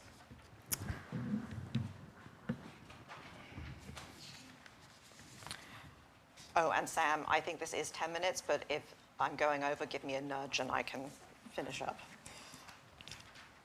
When people think about AI's relationship to arts and culture, they often inevitably reflect on a rich tradition that imagines human-made intelligence from Mary Shelley's Frankenstein to Spike Jonze's Her. However, for me, literary and cinematic history relates to AI in a much more fundamental way, because integral not only to the content but to the form of such media is the question of what it means for a human to reproduce human thought artificially. Most conventional accounts of AI take for granted that we already know the salient qualities of the phenomenon AI aims to reproduce. And yet examples abound suggesting that the phenomenon and definition of thinking itself has been and continues to be a challenging problem for thought throughout history. In Robert Musil's unfinished modernist novel, The Man Without Qualities, the narrator observes, quote, "Unfortunately, nothing is so difficult to represent by literary means as a man thinking," end quote. And yet, as Musil was aware, literary history is a record of precisely the attempt to capture the phenomenon of mental activity in the medium of print. From Hamlet's soliloquies to Lawrence Stern's lamentation that, quote, "Our minds shine not through the body, but are wrapped up here in a dark covering of uncrystallized flesh and blood," end quote, writers have wrestled with how to reproduce and animate human thought on the page, even in the midst of and as part of the enterprise of attempting that feat. My field of specialization is 18th century literature, and I'm interested especially in the British novel and in Enlightenment philosophy. Both the fiction and the philosophy of this period were wildly experimental, especially in the way that they rendered the process of thinking on the page. From Descartes' first-person singular meditations to David Hume's first-person plural skepticism, from Samuel Richardson's epistolary first person to the omniscient third-person narration perfected in Jane Austen's fiction, all of these writers in their own way were using the new medium of print to give expression to the experience of being a thinking thing. This literary history of thinking about how to render thought speaks to one way in which, I submit, humanists can contribute to our ongoing discussions of AI. We can help situate contemporary discussions about AI in the long history of thinking about human simulacra and the kind of attention they engage and produce. My first book was precisely about the kind of attention that lifelike representations, in this case those produced by novelistic fiction, produced in those who consumed them. I was interested in particular in the ways in which early novels captured readers' attention by telling stories that were both improbable and convincing, and that sought to elicit specifically wonder at and about the lifelikeness of fictional representations. This blend of absorption and skepticism seems to distinguish the way we respond to artificial persons. The philosopher Stanley Cavell's work asks us to think about how the medium of film commands an attention that is both absorptive and skeptical in ways that parallel the ethical questions posed by, quote, a perfected automaton, end quote, a parallel that films like Blade Runner actively thematize and reflect upon. The questions that such parallels produce are not only ontological, but relational. What kinds of relationships can we have with artificial entities, whether actors on a silver screen or AIs? These are the kinds of questions that have animated my recent work, which attends to the fervent attachments to literary characters that flourished in the 18th century, when the novel took off as an immensely popular literary form. Readers' attachments to literary works and characters have been a theme of novels as long as there have been novels. From Cervantes to Pushkin to Jane Austen, novelists frequently dramatize characters like Don Quixote or Tatiana Laran or Catherine Morland, who are obsessed with other fictional characters. In the course of thinking about the relationships that readers developed with fictional characters, I came across the concept of parasociality, developed by sociologists in the 1950s to describe the non-reciprocal relationships between broadcast media personalities, such as television and radio hosts, and their audiences. Parasociality lends itself to describing the relationships people develop with fictional characters because such relationships, like those between audience members and TV stars, are fundamentally asymmetrical. The audience or the reader, and I'm quoting here from Horton Wall's article from the 1950s defining parasociality, they come to believe that they know the persona more intimately and profoundly than others do, end quote, while the performer or literary character is oblivious to the individual attending to them. While parasociality is not a new concept, it has become more widely known in recent years, I think because it lends itself so readily to describing the intimacies at a distance fostered by digital platforms like podcasts and social media. And most recently, AI researchers have adopted the concept of parasociality to analyze relationships between humans and AI virtual assistants, chatbots, large language models, and other non-human agents.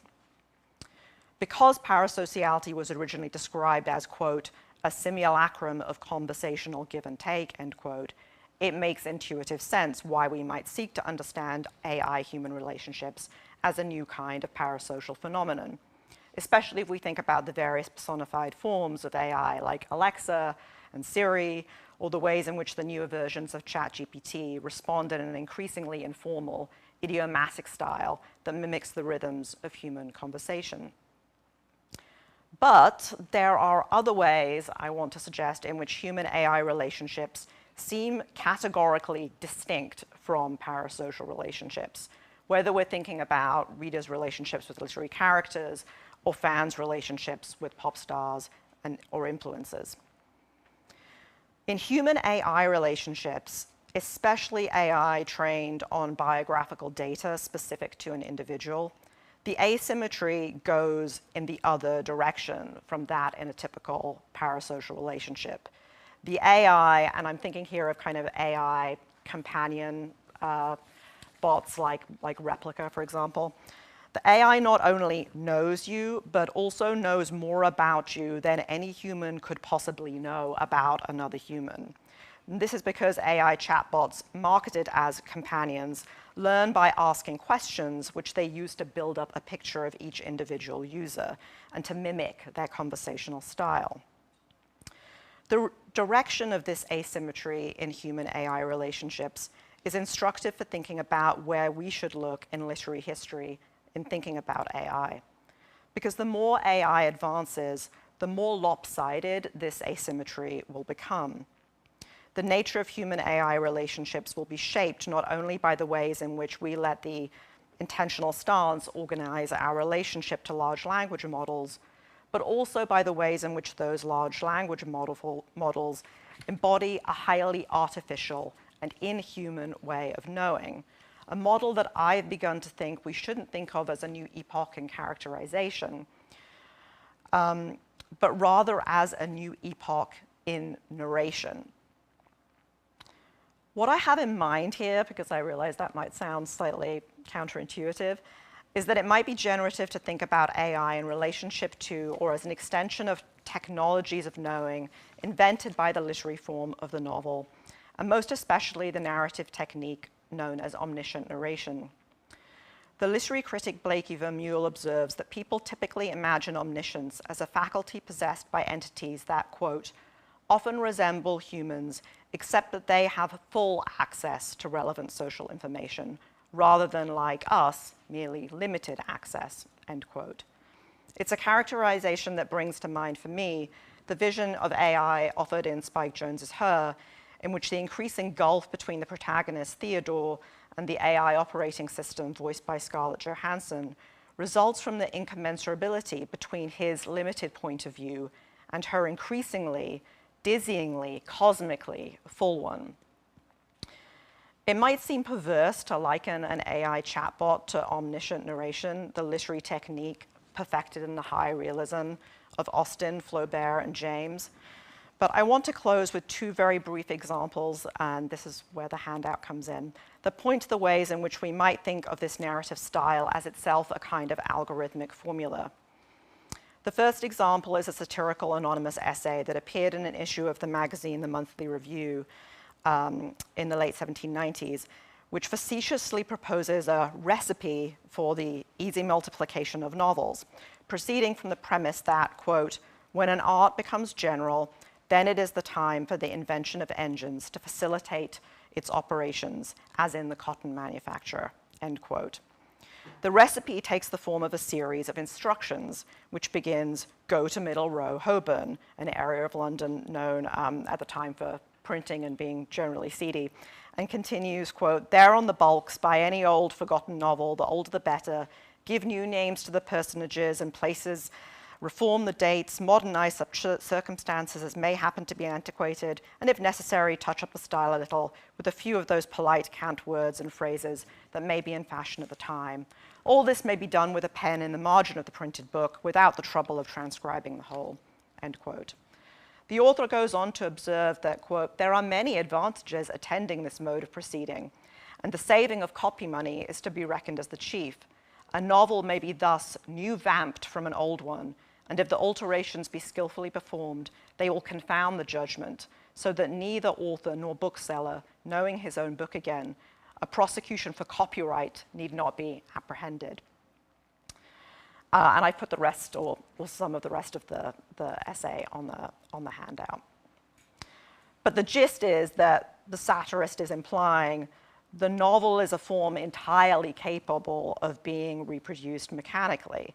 All that would be needed is an engine capable of implementing the algorithm that he outlines. And I want to juxtapose this 18th century vision of the mechanization of literary creativity with another from a very different source, the French novelist, critic, and filmmaker Alain Robbe-Grillet, who was associated with the new novel movement of the 1960s. And this is the second passage on the handout.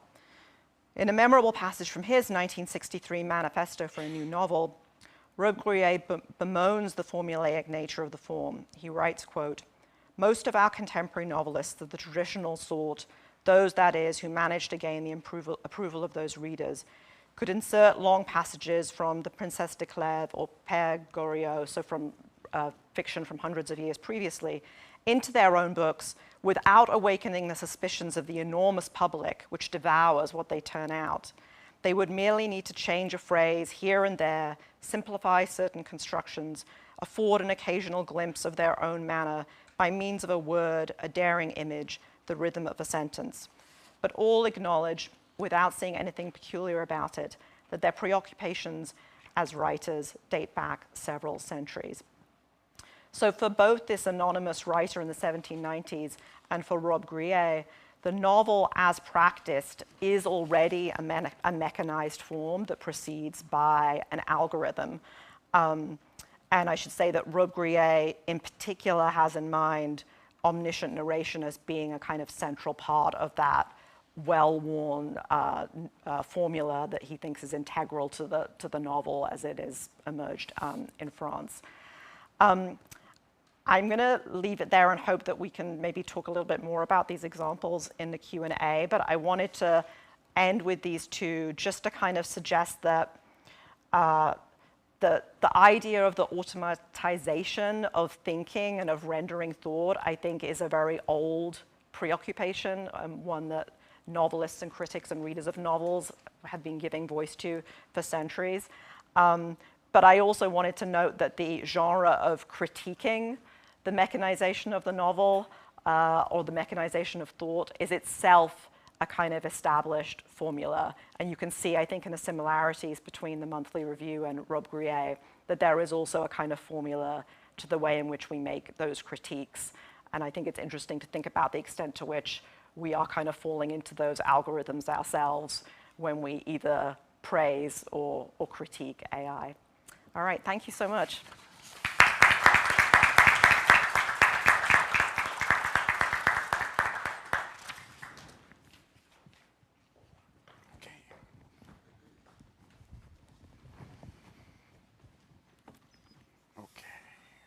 Hi. All right. This has been a lovely week. Thank you for inviting me here. My name is Sean Michaels. I'm a writer from Montreal, Canada, and the author of 3 novels. And I'm here today to talk to you about the third of these. It's called Do You Remember Being Born?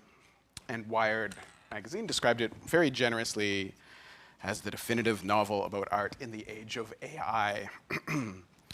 But the book got its start way back in 2019 as I was thinking about very different stuff. I had just published my second novel. I had recently become a father. I was reflecting a lot on art, work, parenthood, and particularly the kinds of stories our culture tells about inspiration, genius, and solitude. Around this time, I found a website called Talk to Transformer. It looked like this. I didn't know what a transformer was, besides the toy. Or I didn't know why the site was called this. The phrase Talk to Transformer mostly made me think of the Swedish poet Thomas Tranströmer. But the way the site worked is that you would enter a piece of text into that big text box, click Generate, and an AI would continue writing that text. For instance, I might write a sentence such as this one. My dream, luminous and uncanny, began like this. And then click Generate. These are real generations from Talk to Transformer. I was walking with my ex-husband along a dirt road in a peripheral town, the AI continues. We were clad in a loincloth and tunic. Generate another. I had a twin brother. We were leaning on that naked termite house of Levi Strauss's, wearing a glint of sweat. Another. I woke up one morning in autumn and turned on the news to find my city in flames. In all of these cases, speaking purely as a dumb ape, my response was, wow, simply because this bot could reliably form a sentence. But I am not just a dumb ape. I am a reader of literature, a mature expert, and in these roles, too, I was fascinated. However, I found myself examining this text and reconsidering whether it was actually interesting. To be interesting, it isn't sufficient to merely finish a paragraph. Looking at a completion like this one, is it interesting or empty? Leaning on that naked termite house, wearing a glint of sweat. These things are obviously hollow, but they are interesting, or they were to me. They are compelling. They are unsettling and bewildering, and the way they lived in that in-between of dumb and brilliant was familiar, actually, familiar from poetry. In art, I'm not interested in the pedestrian or the generic. I'm interested in something else. Insights into life, clearly, unique voice and style, unexpected synthesis. This writing was captivating for its strangeness, its unpredictability. And this is something we see sometimes in AI image generators, too. If I give an AI generator this prompt, a drawing of a person giving a presentation, and it does this, that's not very interesting. But other prompts can provoke AI's unpredictability or its talent for synthesis. If I ask for an image called Monk playing a game on his iPhone, Rembrandt, it's better. Or this, the very first thing I remember, photo. And this is a real generation from DALL-E 2 years ago. Or this one, my favorite, prepare yourselves, hideous sandwich. Ugh. Back in 2019, back on Talk to Transformer, I tried giving the algorithm a passage of my own writing. This is taken from my book, The Wagers. Theo skipped the curb into an alley. The asphalt was sprayed with loose leaves, young ivy, vivid in its greens. How many times had he biked along this alleyway, dodging the same sequence of mud piles, potholes, rain grates? Here's how it continued the paragraph. This was the closest he came to flying. I clicked generate and asked it to try again.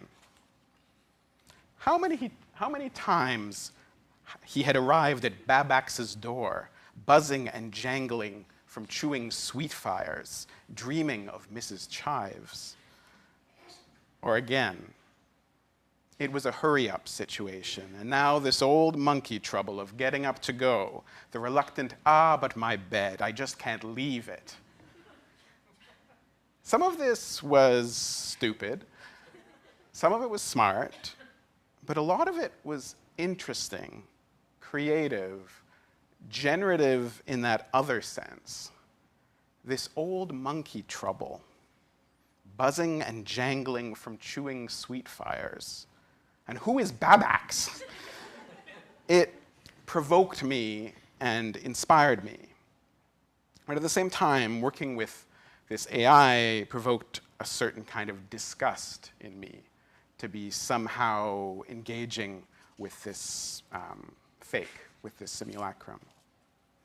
Which brings me to Marianne Moore, the other inspiration for Do You Remember Being Born? I probably don't need to tell most of the people in this room, but Moore was one of the great poets of the 20th century, famed public intellectual, known for her tricorn cap, her cape. She wrote liner notes for a record by Muhammad Ali. She threw the first pitch at baseball games, and she wrote exquisite poems. In 1955, when Marianne Moore was 68, she was approached by the Ford Motor Car Company. And Ford was asking for her help to name their new car. And Marianne Moore, this woman at the height of her career, full of dignity and wisdom, who had devoted her life to the stanza, to the line, to her craft, to art and truth and beauty, she could have easily just said, no thanks, I'm not going to help a corporation market its new commodity. But instead, and quite understandably, despite this kind of disgust she might have felt, she was also tantalized by the invitation to have this to dally with the corporation. So over a series of many months, she sent them letters with all kinds of ideas for their car. She couldn't stop. She suggested the Ford Thundercrester, the Ford Fabergé, Pastelogram, Hurricane, Utopian Turtle Top, Resilient Bullet, Mongoose Civique. Anyway, they rejected them all, and they went with one of their own ideas in the end, the Edsel. But my AI's accidental poetry reminded me a bit of Moore's car names. It also reminded me of the way Moore had been seduced into working for a car company. I wondered what this poet would have made of AI technology like the stuff I had found, how she'd deal with the way it made her feel compromised, and what the story would be like if a character like her wrote a poem with an AI. So that's what I did. I created a fictional character, Marion Farmer with 2 Fs, who is 75 years old, who wears a cape and a tricorn hat. And I imagined a world where she is invited to Silicon Valley to spend 7 days with an AI named Charlotte.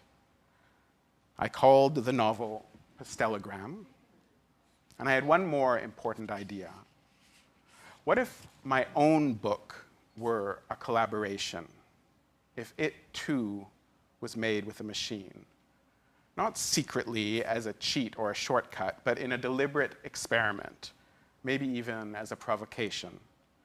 The year was 2019, 3 years before the release of ChatGPT, but its grandparents and great-grandparents existed, models called GPT-2 and GPT-3, and over the next 4 years, I'd work with them, allowing my own text to be infiltrated in deliberate fashion. As always, what was interesting was the way the AI might disrupt my own practice. I wasn't using it to ascertain a correct answer. There is no correct answer. I was interested in what new and inventive ideas it could help me recognize. In a way, it was like working with a collaborator.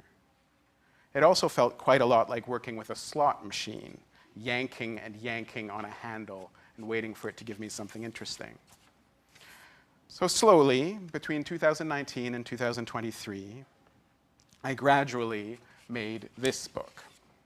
And to close, I'll read an excerpt from late in the novel when 3 poets have started working together, writing together. Marion, the AI, Charlotte, and a third, younger writer. Where highlighting appears, does it show up here? No. Anyway, where a certain highlight appears in the text, if you see it, this indicates text that was actually generated with my slot machine. Our 3-headed creature tried to write a poem. We seemed so tentative at first. I remembered going to a party in the 80s, being asked to sit in the dark and count. The idea was that any of us could announce whatever number came next in order. 1, 2, 3, 4. If anybody spoke at the same time, we were obliged to start again. Without a leader, without a plan, it felt like folly. What was this for? We got as high as 5, then 7, then mighty 11, and no higher than that for a long time. 2 voices would always cross, and we'd have to begin again with grumbles and laughter, until slowly, imperceptibly, the room changed, or we did, as if we could identify each other's intentions. I swear somehow we knew not to call 14 or 15 or 16, We knew when to say 50 and when to say 52, when to wait a moment, when to speak, when to stop. There was an almost imperceptible surge of pleasure, a collective, unselfish delight. We counted as high as 70-something, I can't remember, and then we came apart in giggles and something approaching awe. The number felt like property, like membership in an exclusive club, and we never duplicated the feat. For the whole rest of the evening, I felt like a dozen winds were blowing through me. I spilled drinks, I knocked into people, north wind, south wind, west wind, east wind. I couldn't sit still. As we were leaving, I remember turning to Stan and Polly, telling them, I wish I always felt like this. Thank you very much.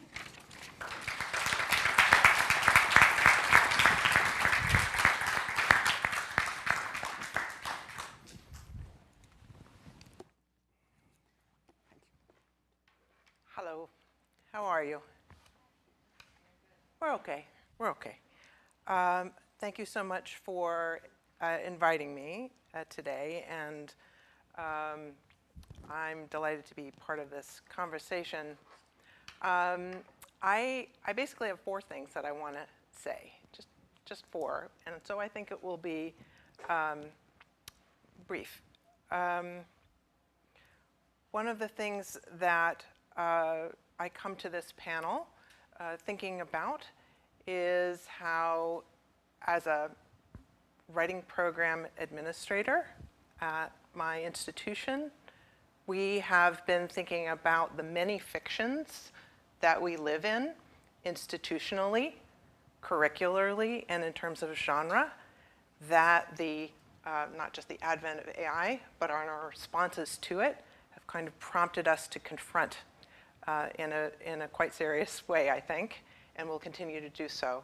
And so, just to give you context, I want to describe 3 different projects in which I'm involved currently that are going to give us opportunities, I think, to continue not only to think about AI, and particularly in fiction, but in the act of the fictive, in what we end up making of the things that we have narratives around, that we tell ourselves stories about, and the kinds of new invention and creativity techniques that we perhaps need to embrace institutionally, curricularly, and potentially in our own work. So, like many of us, in 2023, I met the arrival so-called, of AI with nausea, but not particularly because of its capacities to create data or things that were going to walk around acting like knowledge, but even more so concern about its detectors and how we were still very attached to the narrative, the fiction, that these detectors would give us purchase in a moment where we wouldn't know how to read the work of our students or our colleagues or in the world anymore. That is, we would not ourselves be detectors anymore. And I'm sure, like you and your colleagues, you might have gone into trainings, or you may have had conversations where it was read a passage and determine who wrote it, human or non-human. And across the social medias, people would say, oh, I got 8 out of 10 right. We never redid that experiment, however, as the GPTs learned. And so we clung to the initial sense of hope and success, potentially, that we had in the face of our own ability to detect. I also had to say that I had often promoted the AI that already had existed in sites like ResearchRabbit, right, for scholarly work, and that I was interested in the work of DALL-E to work with and manipulate images, not so much, again, as a technique for detection or rejection, but as a site of invention and troubling what we know. And so I promoted those two tools early on. But what I want to think about next is how we don't have to choose between either embracing entirely AI as a function of our institutional work, or entirely to reject it, of course, but how we can start to work with it. And over the course of these 2 days that we've had together in the panels, it's been heartening to hear how many classrooms have been either invoked or directly described. And one of the things that we are not yet doing, it's starting to happen more and more at the institutional level, is to better understand what students of writing, creative writing, academic writing, writing across the disciplines, are already doing, or already know, or already believe, in fact, what they want and desire. That is, their own fictions that they are carrying into the work that they do with us about the role of AI in their thinking, in their invention, potentially even in their lives beyond the classroom. So the first of our projects institutionally is to do both survey work and focus groups, particularly with undergraduates, but likely also their instructors, to ask them that question, how to describe their orientation toward, their desires for, even their fears about AI. That's the first project that's happening across our disciplines. The second thing that I'm working on is how the people working on actually work around the role of AI in writing programs themselves, and what it is that we can teach differently or need to teach differently. I want to think about how in the work and writing studies, we have collaborative groups, including those from the Meaningful Writing Project, co-authored by Anne Ellen Geller and Neil Lerner and Michelle Iduiche, who help us understand what students find most attaches them to their work as writers. One of the findings that's starting to emerge from that work that seems to have durable application both in creative writing contexts and in scholarly writing or nonfiction contexts is that students are more likely to use AI in contexts where they don't feel that they have an investment in their work in some sort of way, either because it's on a subject that they don't know how to embrace, or because they are working across disciplines and moving into a new form, and they don't know how to transfer the work that they know how to do in one area into a new one, or that they can't see that the work that they are doing, again, either within a context of writing fictions or creative writing forms or not, to an imagined future self. So there's a way in which AI comes to play when we can't see a role for our presence in our own work or our potential future work, and we're more likely to turn to them then. So some of the thinkers who've been very important to imagine what AI could be doing in these contexts are folks like Christy Gerdharde and David Katratian, who are thinking about the roles of AI. And they said that one of the crucial things about the projects that they ran in their own curricular interventions had 4 dimensions to them. And they had students write to assess bias or potential one-sidedness of any AI that they chose to use in their writing projects, to reflect explicitly on other ethical considerations for using GPT models and how they support or challenge their learning or their writerly production, to spend time about the affordances and limitations of GPT for their future personal and professional and creative settings, including their context-specific risks, and to contemplate and to narrate what it felt like, that experience. And so I'm thinking about your comment, Sean, about the sort of strange mixed pleasures of interacting with a GPT, and to try and come up with what Kathy Yancey, Leanne Robertson, Kara Tazak, and others have talked about as a theory of writing. And so one of the questions that I have on the level of curriculum is how we infuse our work in writing across disciplines with the opportunity or potentially the requirement, certainly an invitation for students to theorize their processes of writing and what it is that they can start to understand about their own evolving relationship with these technologies that are moving so quickly. And I just say, as a sideline, it's not sufficient to have people do this in a first-year writing course or in any single writing course. This has to transform how we understand development in thinking in the humanities, social sciences, and in the sciences. So out of all of these concerns, and with the concern around transfer in particular, knowledge and skills transfer, this second project, a curricular one, I'm involved with my colleague Dennis Yi Tenen, whose work you may know. He has a wonderful, of course, new book called Literary Theory for Robots, which teaches us in his conclusion many important things. One of them is, and I quote him here, that many languages other than English do not honor the distinction between the sciences and the humanities. In German and in Russian, he says, their science just means the organized study of, which means a synonym in English to scholarship.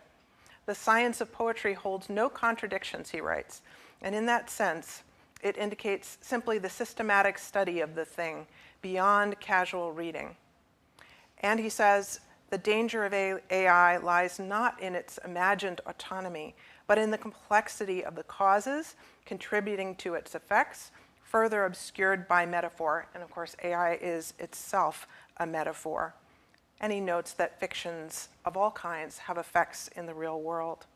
And while Dennis tracks in his work the history of the role of machine learning from Turing to Babbage, my own questions about how we understand the human writer and their cognitive and imaginative capacities fold into a course that we're going to be calling AI and Writing.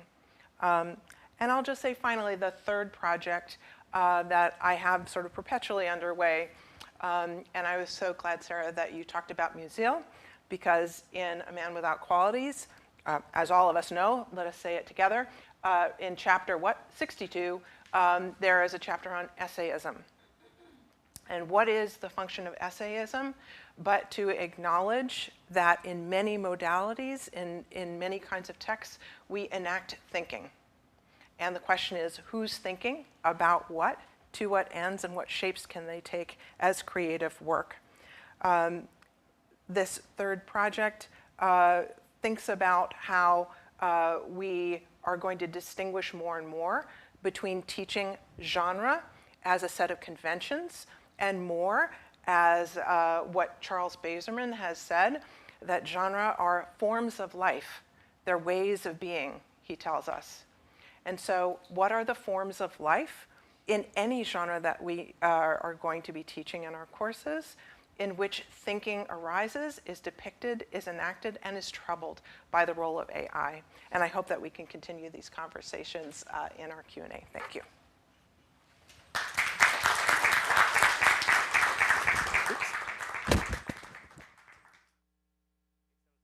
Fantastic. And I think I would just like to ask, so this has one question for the panel and then open it up. And so I'm going to attempt this synthesis really of like Sarah and Nicole's points, and maybe pose it to you, Sean, as a question first. And then, but I want to hear from you guys as well, as to whether you feel like I'm getting it right. this is really intricate work here that you're all doing, and I think really important work. So Sarah, I wanted to home in on your use of Daniel Dennett's intentional stance concept, right? Which I've been thinking about a lot in relation to AI. And so this is a late philosopher of mine, Daniel Dennett, and his idea of the intentional stance is that when we try to think about intention in the philosophical sense as something that other entities can have, other people, other minds, animals, AIs, we kind of set a disposition towards those things where we're imagining that they have those things, partly because they seem to have a disposition towards us that we do, right? So you're nodding, so this is good. I'm getting it right. But the way you talked about it, the way you brought it up is you asked, do we let the intentional stance organize our understanding of AI? I thought it was fascinating you posed that as a question. Is it a question, like an empirical question, like is this the way that we act, or is it a question like is this a choice we would make, right? What kind of a question is it? And then Nicole, when you talked about the fictions that we have around AIs, right? That students have, right? Is that also like a kind of a choice that they make, an idea that they're building of like, what kind of encounter it is? Are they experimenting with it, or are they finding a truth there? I was fascinated by like the kind of amount of play there, and then we have somebody who experienced that play in their writing. So in a sense, Sean, like your paper is like a testimony to that moment, of that encounter, right? Does this seem right? Does that resonate? And then how do you answer? Let's start with you. How do you answer the question? If I framed it right, like, do you find that you're encountering a thinking thing, an intending thing? It really varies. One of the things that's odd about having been working or trying to work creatively at times with AIs over the past 5 years is to see how it's changed, how the AI has changed. It's gotten smarter in all kinds of ways, but it's also become much less interesting, just to use the banal word I used.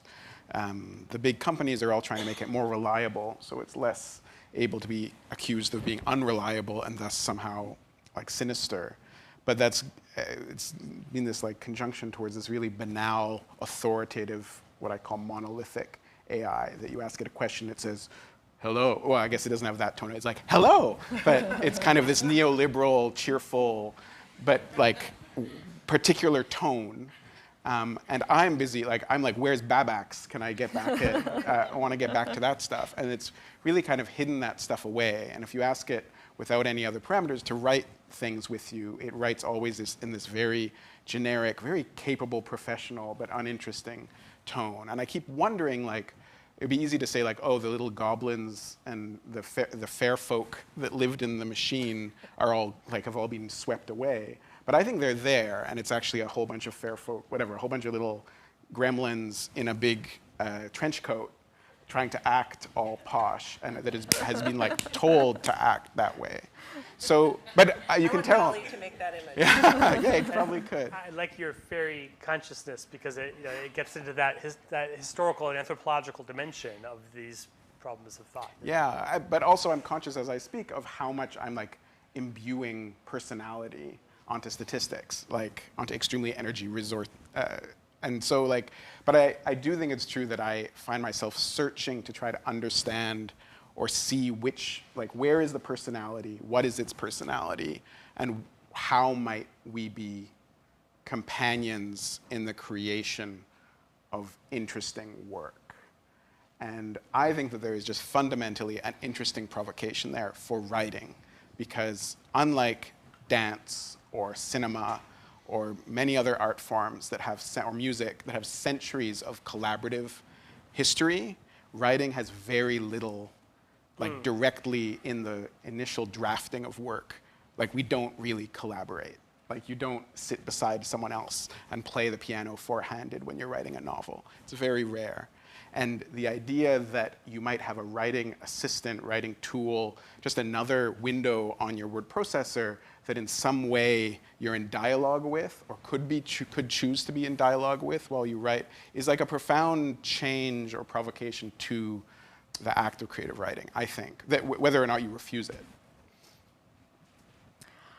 So I was going to say that I think something that I hope literary criticism can bring to this is that as literary critics, we're kind of accustomed to inhabiting two subject positions at once and to kind of inhabiting an intentional stance towards literary characters kind of loosely. So I think what I was trying to say is something like, just as a literary critic, you do have to let yourself respond to Elizabeth Bennet as a character and have a kind of like attachment to that and allow that to work upon you.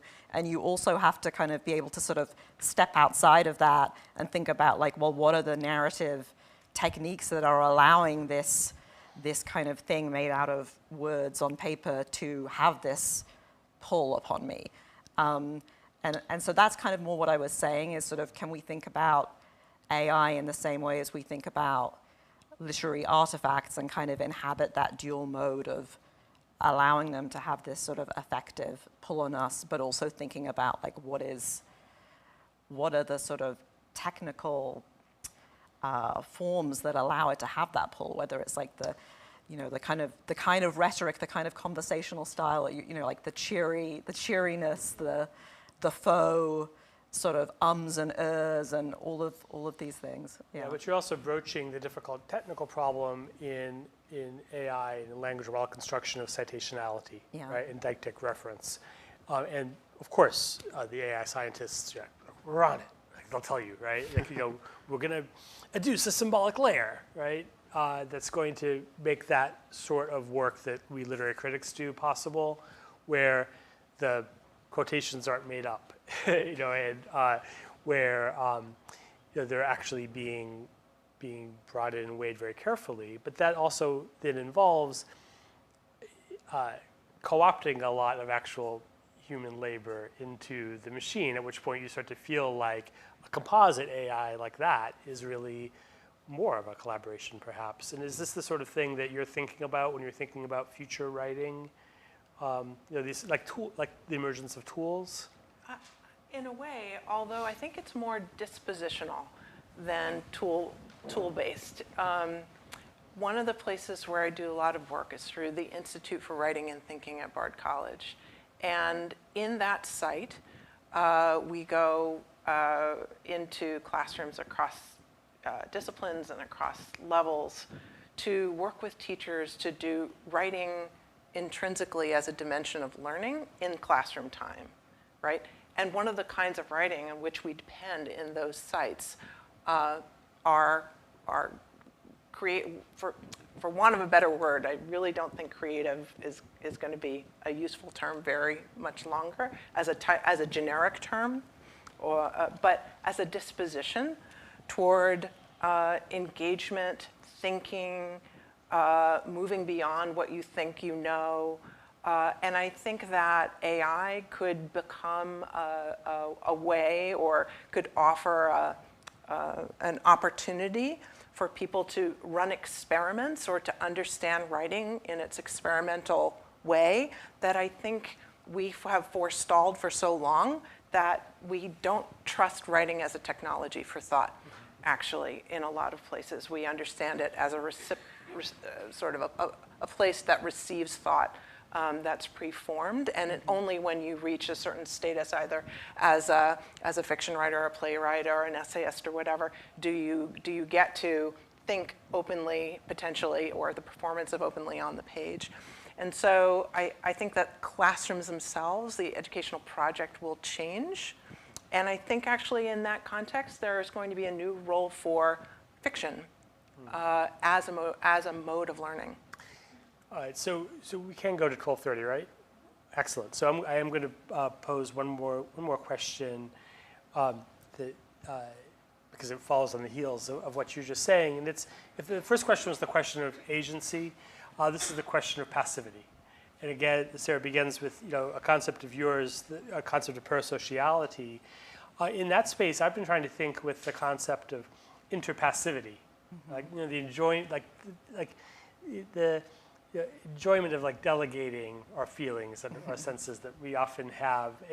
There was a moment yesterday when we were confronting the horror of students using AIs to write papers that professors grade with AIs, right? And we're like, oh, that's the worst thing. And then we were catching each other's eyes thinking, oh, yeah, actually, you know, right? Like, okay, that could be okay, right? Like, we'll sit back while this, you know, machine runs. Yeah, it's a horrible thing to imagine, but also there's something about you know, kind of entertainment and hospitality where the goal is that you get a freewheeling classroom conversation that perpetuates itself, right? And you know, you are kind of relinquishing some of your agency and feeling like something else, like a spirit is moving in the room, right? So, like, is there like a place for rethinking, like work and agency and all the stuff that we do, and instead trying to find in this whole new world of technology a wise passiveness? Is that possible? I mean, what I'm thinking of is that there's such a kind of moral panic in the 18th century about the kind of brain atrophying effects of this new print media form and the kinds of attachments it solicits with unreal people. And you're just kind of lolling around in bed reading your novel, and you're not like being a good wife doing household management, and that there's so much anxiety about the idea that you will have a passivity that is foolish and not wise. And I think I have mixed feelings, because on the one hand I feel like that historical perspective makes me think we always have moral panics about new technologies and the way in which they're going to destroy our humanity. And on the other hand, it's different to be in a moment and to feel genuinely alienated by a new technology. So I don't know, I hope we can. Alienated and perhaps de-skilled. It just makes me like, if we go back to, I don't know, Plato, we've distrusted writing for as long as we've been writing. Yeah. So I don't know. It seems to me that the favor we can do ourselves in those contexts is to reserve a space for reflection, very explicit metacognition. Mm-hmm. And it's the meta that it's not going to save anything, but it makes us have to show up. Mm-hmm. And I think people are unused to that. And so I don't know about passivity, although I did like the questions about boredom and about a kind of resistance to production. Mm-hmm. Yeah. And it makes me wonder how we can help people focus when they do use AI on, as so many people are writing about now. And there's I think a very good book, Teaching with AI, that emphasizes that generating meaningful prompts and interesting prompts is it's not only a new job, prompt engineer, but that it's also potentially a way of thinking about what our tasks are in classrooms, and where the thinking can happen. And so I will decide to be encouraged by that. I'm going to tell my class next week that they are a neural network, and I'm prompting them. The thing that any talk about sort of passivity, where it makes my head go, besides like whatever energy, environmental issues, labor issues, etc., is that thing that I was talking about the way that the AIs are converging in this monolithic way. And of course, they're directed by very large corporations. That is what I feel that we cannot be passive about. It's a bit like the invention of a camera or a printing press that can only can only print certain kinds of books. And I think that for me to feel more confident in the kind of like explosion of creativity and the kinds of metacognition these tools and experiment anyway, the optimistic things is only in a world where there's a diversity of work that AI can assist you to make, and not this like convergence that everything starts sounding like it's produced by the same giant conglomerate. And that requires both like needs the corporations to behave, or different corporations, but I think there's also a certain literacy that we can develop. There's a parameter called temperature in AIs, which basically means randomness. And I think if we were encouraged, which you can kind of fiddle around with in most AIs, you can even tell ChatGPT, write with a higher temperature, which means more randomness, and it simulates that. Anyway, but I think if people were more comfortable with the idea of AI is kind of crazy and unpredictable and unreliable, and there for you to play with, and that's the pleasure of it, like a set of paints, rather than it's like this optimization machine that if you have, I've got some unresolved, like confused thoughts, I'll just feed it the AI and it'll do the thinking for me. That's where I get worried about kind of sitting back. Yeah, although then you have all the very legitimate fears about bias and harm from AIs that bring us to some of the dilemmas of guidance and censorship of the previous panel. But if we live in a world where everyone understood every person is using this weird, funky, crazy AI, depending on how funky or crazy they want their own tools to be, I think we would actually lose a lot of those fears about bias, because we wouldn't be thinking, we would grow accustomed to the idea that it doesn't tell us the truth.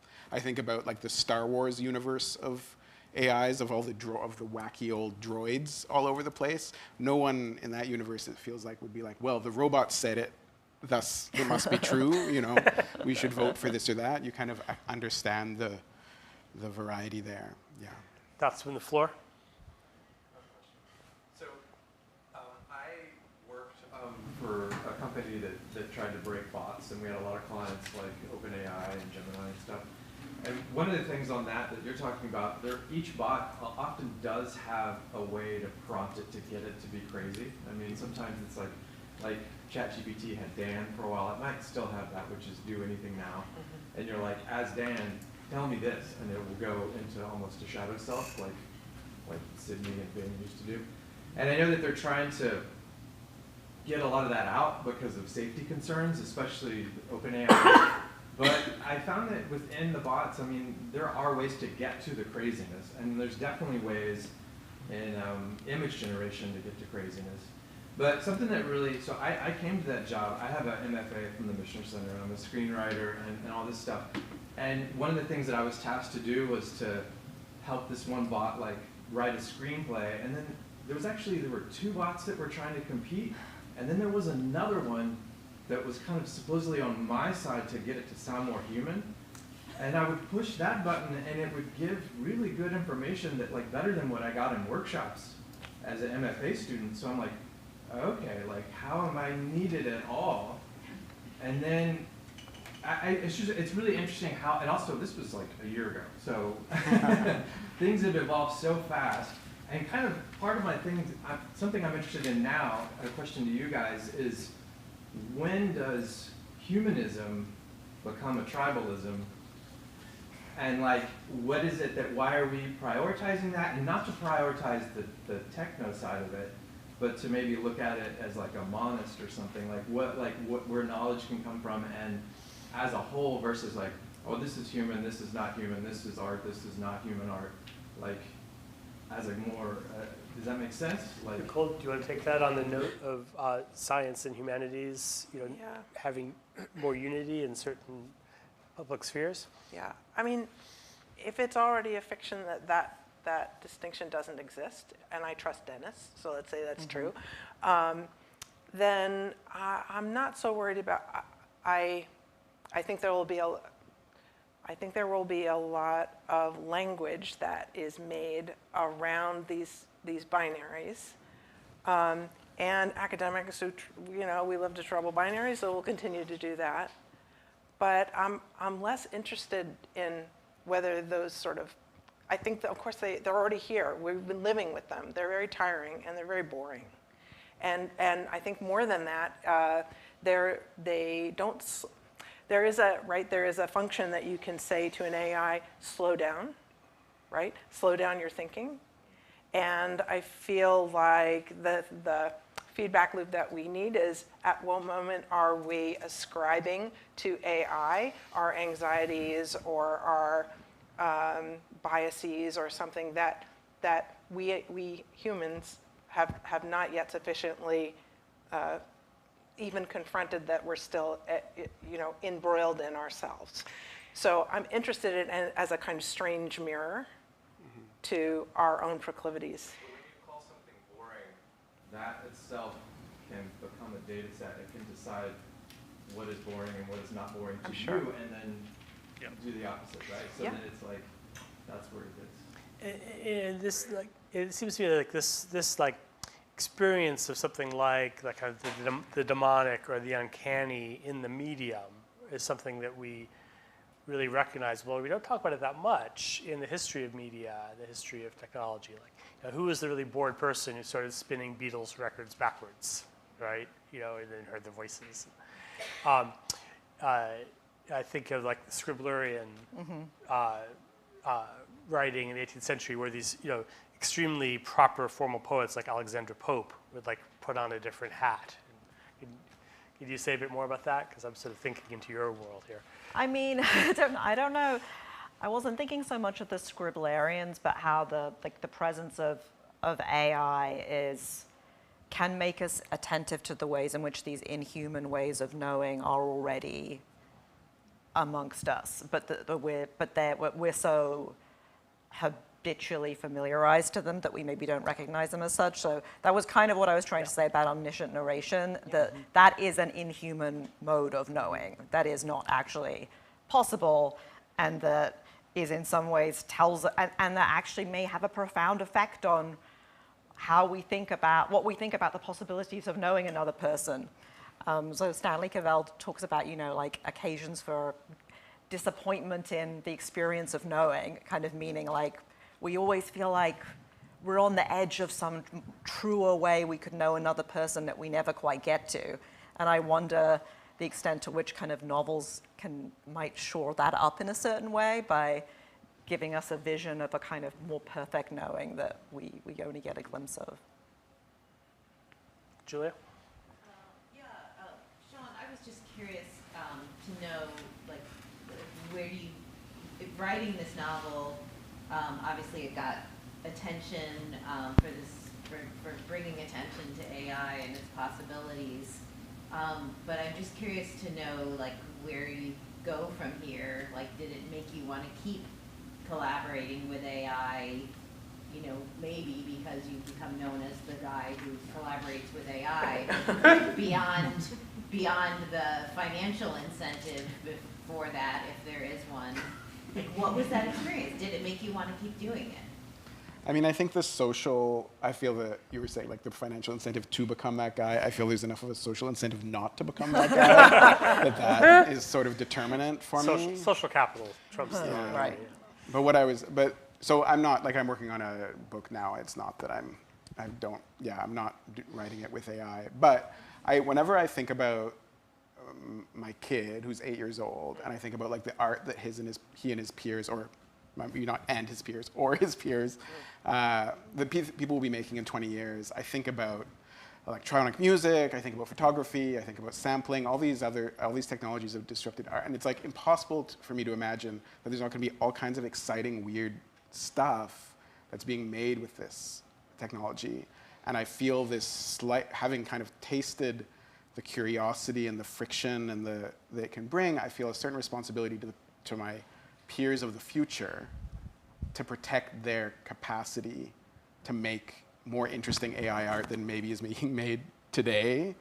Like, I think that if the people who hold copyright holders, people who have these stakeholders in the past of art are protecting ourselves too much, we're maybe letting down future artists. And so even if I'm not using it, I try to kind of think that there are going to be better artists than I who are going to have interesting things. I was just wondering if I could ask Sean a quick question about, so when you were putting the passages on the screen, are they highlighted in the book, the parts that are written by AI? Yeah, they're highlighted in the book, but the choice I made was not to explain that highlighting at the beginning, because I liked this idea that a reader is reading the book and they're encountering these passages where something is up, and they're asking themselves, wait, are these AI generated? Do I want them to be? Do I not want them to be? That's what I was going to ask, is like, what would the difference make if you actually hadn't used AI, you had just made those up and pretended they were AI? Yes. Like, would that matter? Like, would that? Well, not to get too much in the weeds, but in my book, there's a lot of chat transcripts between an AI, between Charlotte and Marion, and all of the poetry that the AI bot writes, Charlotte writes poetry with Marion. And so Charlotte has this, and all of Charlotte's fictional poetry is genuinely written with an AI. I trained an AI on Marianne Moore and contemporary poetry, and it all appears in Highlight. And then there's passages like that that appear in Highlight. But there are also, basically every time Charlotte speaks in the book, in her chats, the AI, it's in Highlight too, which has confused people, because that was written by me. Yeah. So it's like, I think there was maybe a poor choice made in the publishing process. I mean, I don't know. I'm of two minds. Edition, yeah, it's complicated. But what I mean is, what I just bring up all that complication just to say that I encounter a lot of people who have wrong some aspect of what was AI generated in the book. And I find that confusion is not helpful. It is irritating to people. And it's not as generative as I would hope. Right. Yeah. All the way in the back. Being here. I'm a fiction writer. I'm at the Mitchell program this year. And I've been thinking about, I feel like both about thinking and generation, the idea of like AI prompting, prompting generative work, like just even that monkey line, I'm saying, oh, let me write that down, that's something. And I was thinking about point of view and omniscience. And I'm curious what you all think about whether there's an opportunity to let writing be stranger. I used to also be a public school teacher, and seeing how writing is taught at those ages, and unless it depends on the teacher, like a push towards strange. Let kids be true. They are strange. I have them. They're odd, until we're kind of forcing them to be less odd. And so I'm just curious, like, if you see an opportunity for either AI to prompt strangeness or in response to AI, like, let us be stranger in our making of work. And I'm curious what you think about that, and both from like an educational standpoint as a writer, as a fiction writer, and then, in academia when you're looking at like, 18th century, 19th century work. Do we see that like, well, as soon as something becomes kind of manufactured, okay, let's go super strange. Yeah, so I'm curious about that. I want to say something about that in the academic context, which is that when this problem of AI student essays first emerged, I wanted to write an essay called AI Can't Kill the College Essay, It Was Already Dead. Yeah. Because I'm a big follower of Kathy Davidson and the whole new pedagogy that says like, what was this rote thing that we were doing, right? And so in that sense, like, if anything, if some strange, when I would get an essay, like I've gotten a bunch of like gobbledygook essays that just have these clear flaws, and I'm like, whoa, this is like weird, and I think, oh, it's it's the AI, right, is screwing this up, like a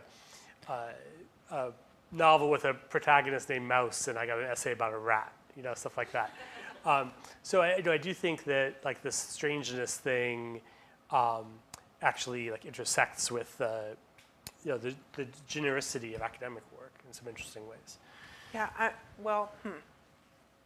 I think essays and school essays, for example, are tremendously strange, actually, when we really look at what rhythms of thinking and personhood are not permitted inside of them, and their very particular uses of language. So there's a way. Strangely commonplace. It's strange that they. Yeah. Yes. And so like the life and death of the essay is another whole like thing that's been forever, right?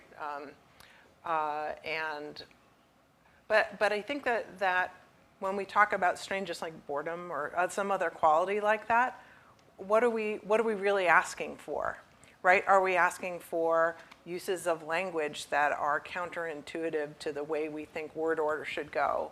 And I was just thinking too about how at the moment you really don't, you can't ask a GPT to be less racist, right? It doesn't know what that really, it may drop some words or something, but dispositionally it doesn't, that's not a thing you can ask it. So, or, you know, be less homophobic, be less anything that you don't want. So, so I think strangeness, you have to imagine, like, what's the thing that it would give us space to do? Or, and by us, I mean the writer or the student writer or the creative writer, creative in the largest sense. And so I wonder more about, like, what do you desire from writing as a way of living? And that already is pretty strange, which I think is great.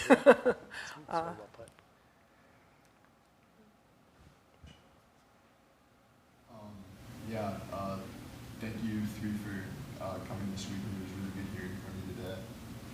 I wanted to ask you three a question about an opportunity for AI, potentially how it relates to like pedagogy, and how like in bringing up like Lebensform and like omniscient relation and how that affects our conceptions of like how well we can know a person.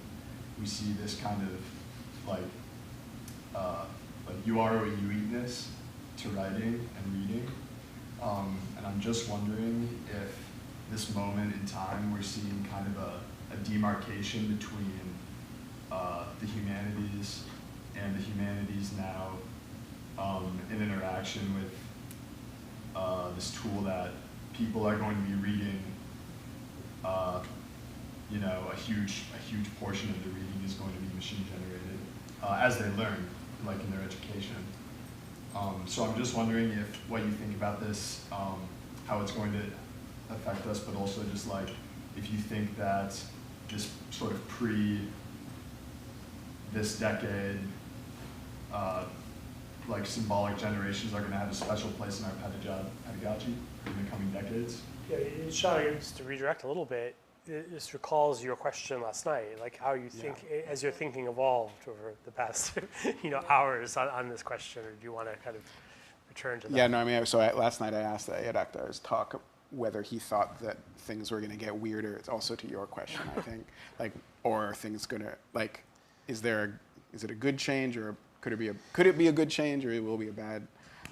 But especially get weirder, especially given the recursivity of the caterpillar eating it. No, the snake eating it. Of models being trained on AI writing, right? Like, is there going to be a degradation there, or like a new weirdness?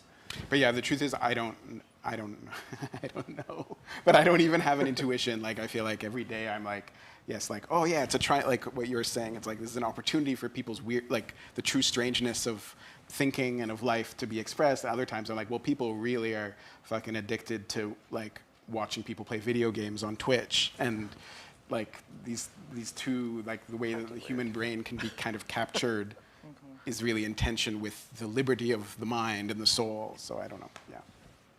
I agree with what you just said. I don't know which way it's going to go, and I guess it's maybe going to be both at once. I definitely, to respond to the previous question, I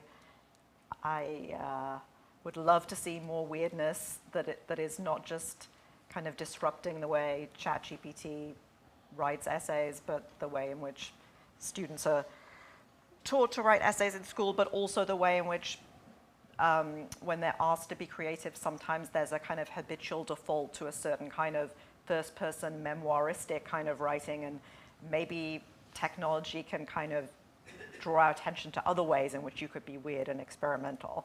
Like I mean, you were talking about Marianne Moore, and I was thinking about Gertrude Stein as well. Just really, really weird.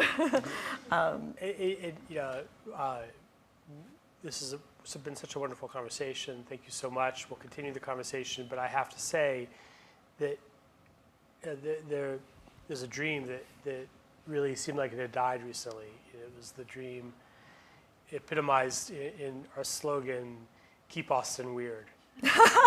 we felt like, no, it's not weird anymore. But this has given hope. Hope for the weird. New technology and with the ongoing provocations of the literary life, we could find a route to that generative weirdness again. So thank you all so much. We did a good job. I think we did a good job. Not keeping it weird. Oh, wait, there's remarks. Yes. Remarks. So just a few words from me in closing. This has been an incredibly rich 2 days, and as I think about all that we've heard, I'm seeing two dominant kinds of themes, and I'm so glad that we ended with this panel, which is all about change and this future that we don't yet see clearly, but you've helped us envision the range of possibility. One of the threads, of course, has been that we've heard time and time again over the last 2 days has been about gatekeepers of various kinds, publishers, publicists, the review media, university administrations, school boards, teachers, I could go on. But we've also heard, as we have just now, a discussion about how technology is shaping not just how we consume stories, but how we interact with one another and with our world. What AAD referred to last evening as colonized interiority, but also this afternoon, this morning, the rich possibility of that alternative, technologically enabled space. It goes without saying, I think, that the ecosystem, the literary ecosystem is not ideal. The structures of literature instruction, the distortions of the marketplace, political misdeeds can all make us question literature's significance or its future. The questions and concerns that we began with have not necessarily been allayed, nor was that the aim of this symposium. They remain present and urgent, but what we have also heard, I think, if we've been listening closely, has been testimony that good writing is always self-regenerating in each new time and place. It is always driven, I think, by the kind of compulsions that Ayad Akhtar spoke about so eloquently last evening. Literature's very capacity for ambiguity, for subtlety, complexity, weirdness, its ability, as we heard, to hold competing ideas in the mind at one time gives it a shape-shifting, chameleon-like agility that is always subversive, while also affirming, I think, in its very compact with the individual reader, what is most invaluable and untouchable by politics or by the marketplace. Ultimately, the cultural work we've been talking about depends not on scale. That's the world of publicists that Lisa Lucas had such choice words for. Ultimately, the cultural work we've been talking about depends not on scale, but on its intimate compact with individual readers everywhere. It depends, as Ayad reminded us, on a story's or a poem's ability to delight and instruct. The writers are here, will always be here, telling new stories, some of which will touch us and inform our notion of ourselves and our ever-changing community. The writing I'm describing is always holding a mirror up to the dominant culture, as Lisa challenged each of us to do, and in that reflection, providing the most essential and necessary critique, not necessarily in a didactic fashion, but by a faithful rendering of life as we know it and all of its beauty and all of its ugliness. What I've also heard in the conversation we've been having is a compact with one another, a wish to share the experiences that we have had with novels, plays, and poems, to share those experiences with our students, our friends, our children. All of us are in fact in a position to do so. All of us in fact perform a gatekeeping function in our classrooms, in our institutions, in our communities. And we can aspire to what Lisa Lucas charged us to be, better readers, better colleagues, better neighbors, and citizens. In doing so, what we stand to gain is an understanding that what may have begun as the most private and individual yearning is shared by others too. The stories we recount to one another that we read and reread are ultimately affirming of our common shared human experience. And I've certainly experienced something of that over these past 2 days, and I want to thank each of you for what you've contributed to this Flair Symposium. The talks we've heard, the keynotes and the panels will be on our website, and I hope that this has been a stimulating experience for each of you, and that you'll continue to reflect on and be fed by what we've heard. And now my last responsibility is to ask that you join me in thanking Erica Nunn Enniss and the whole team who've made these last 2 days such a rich experience for us all.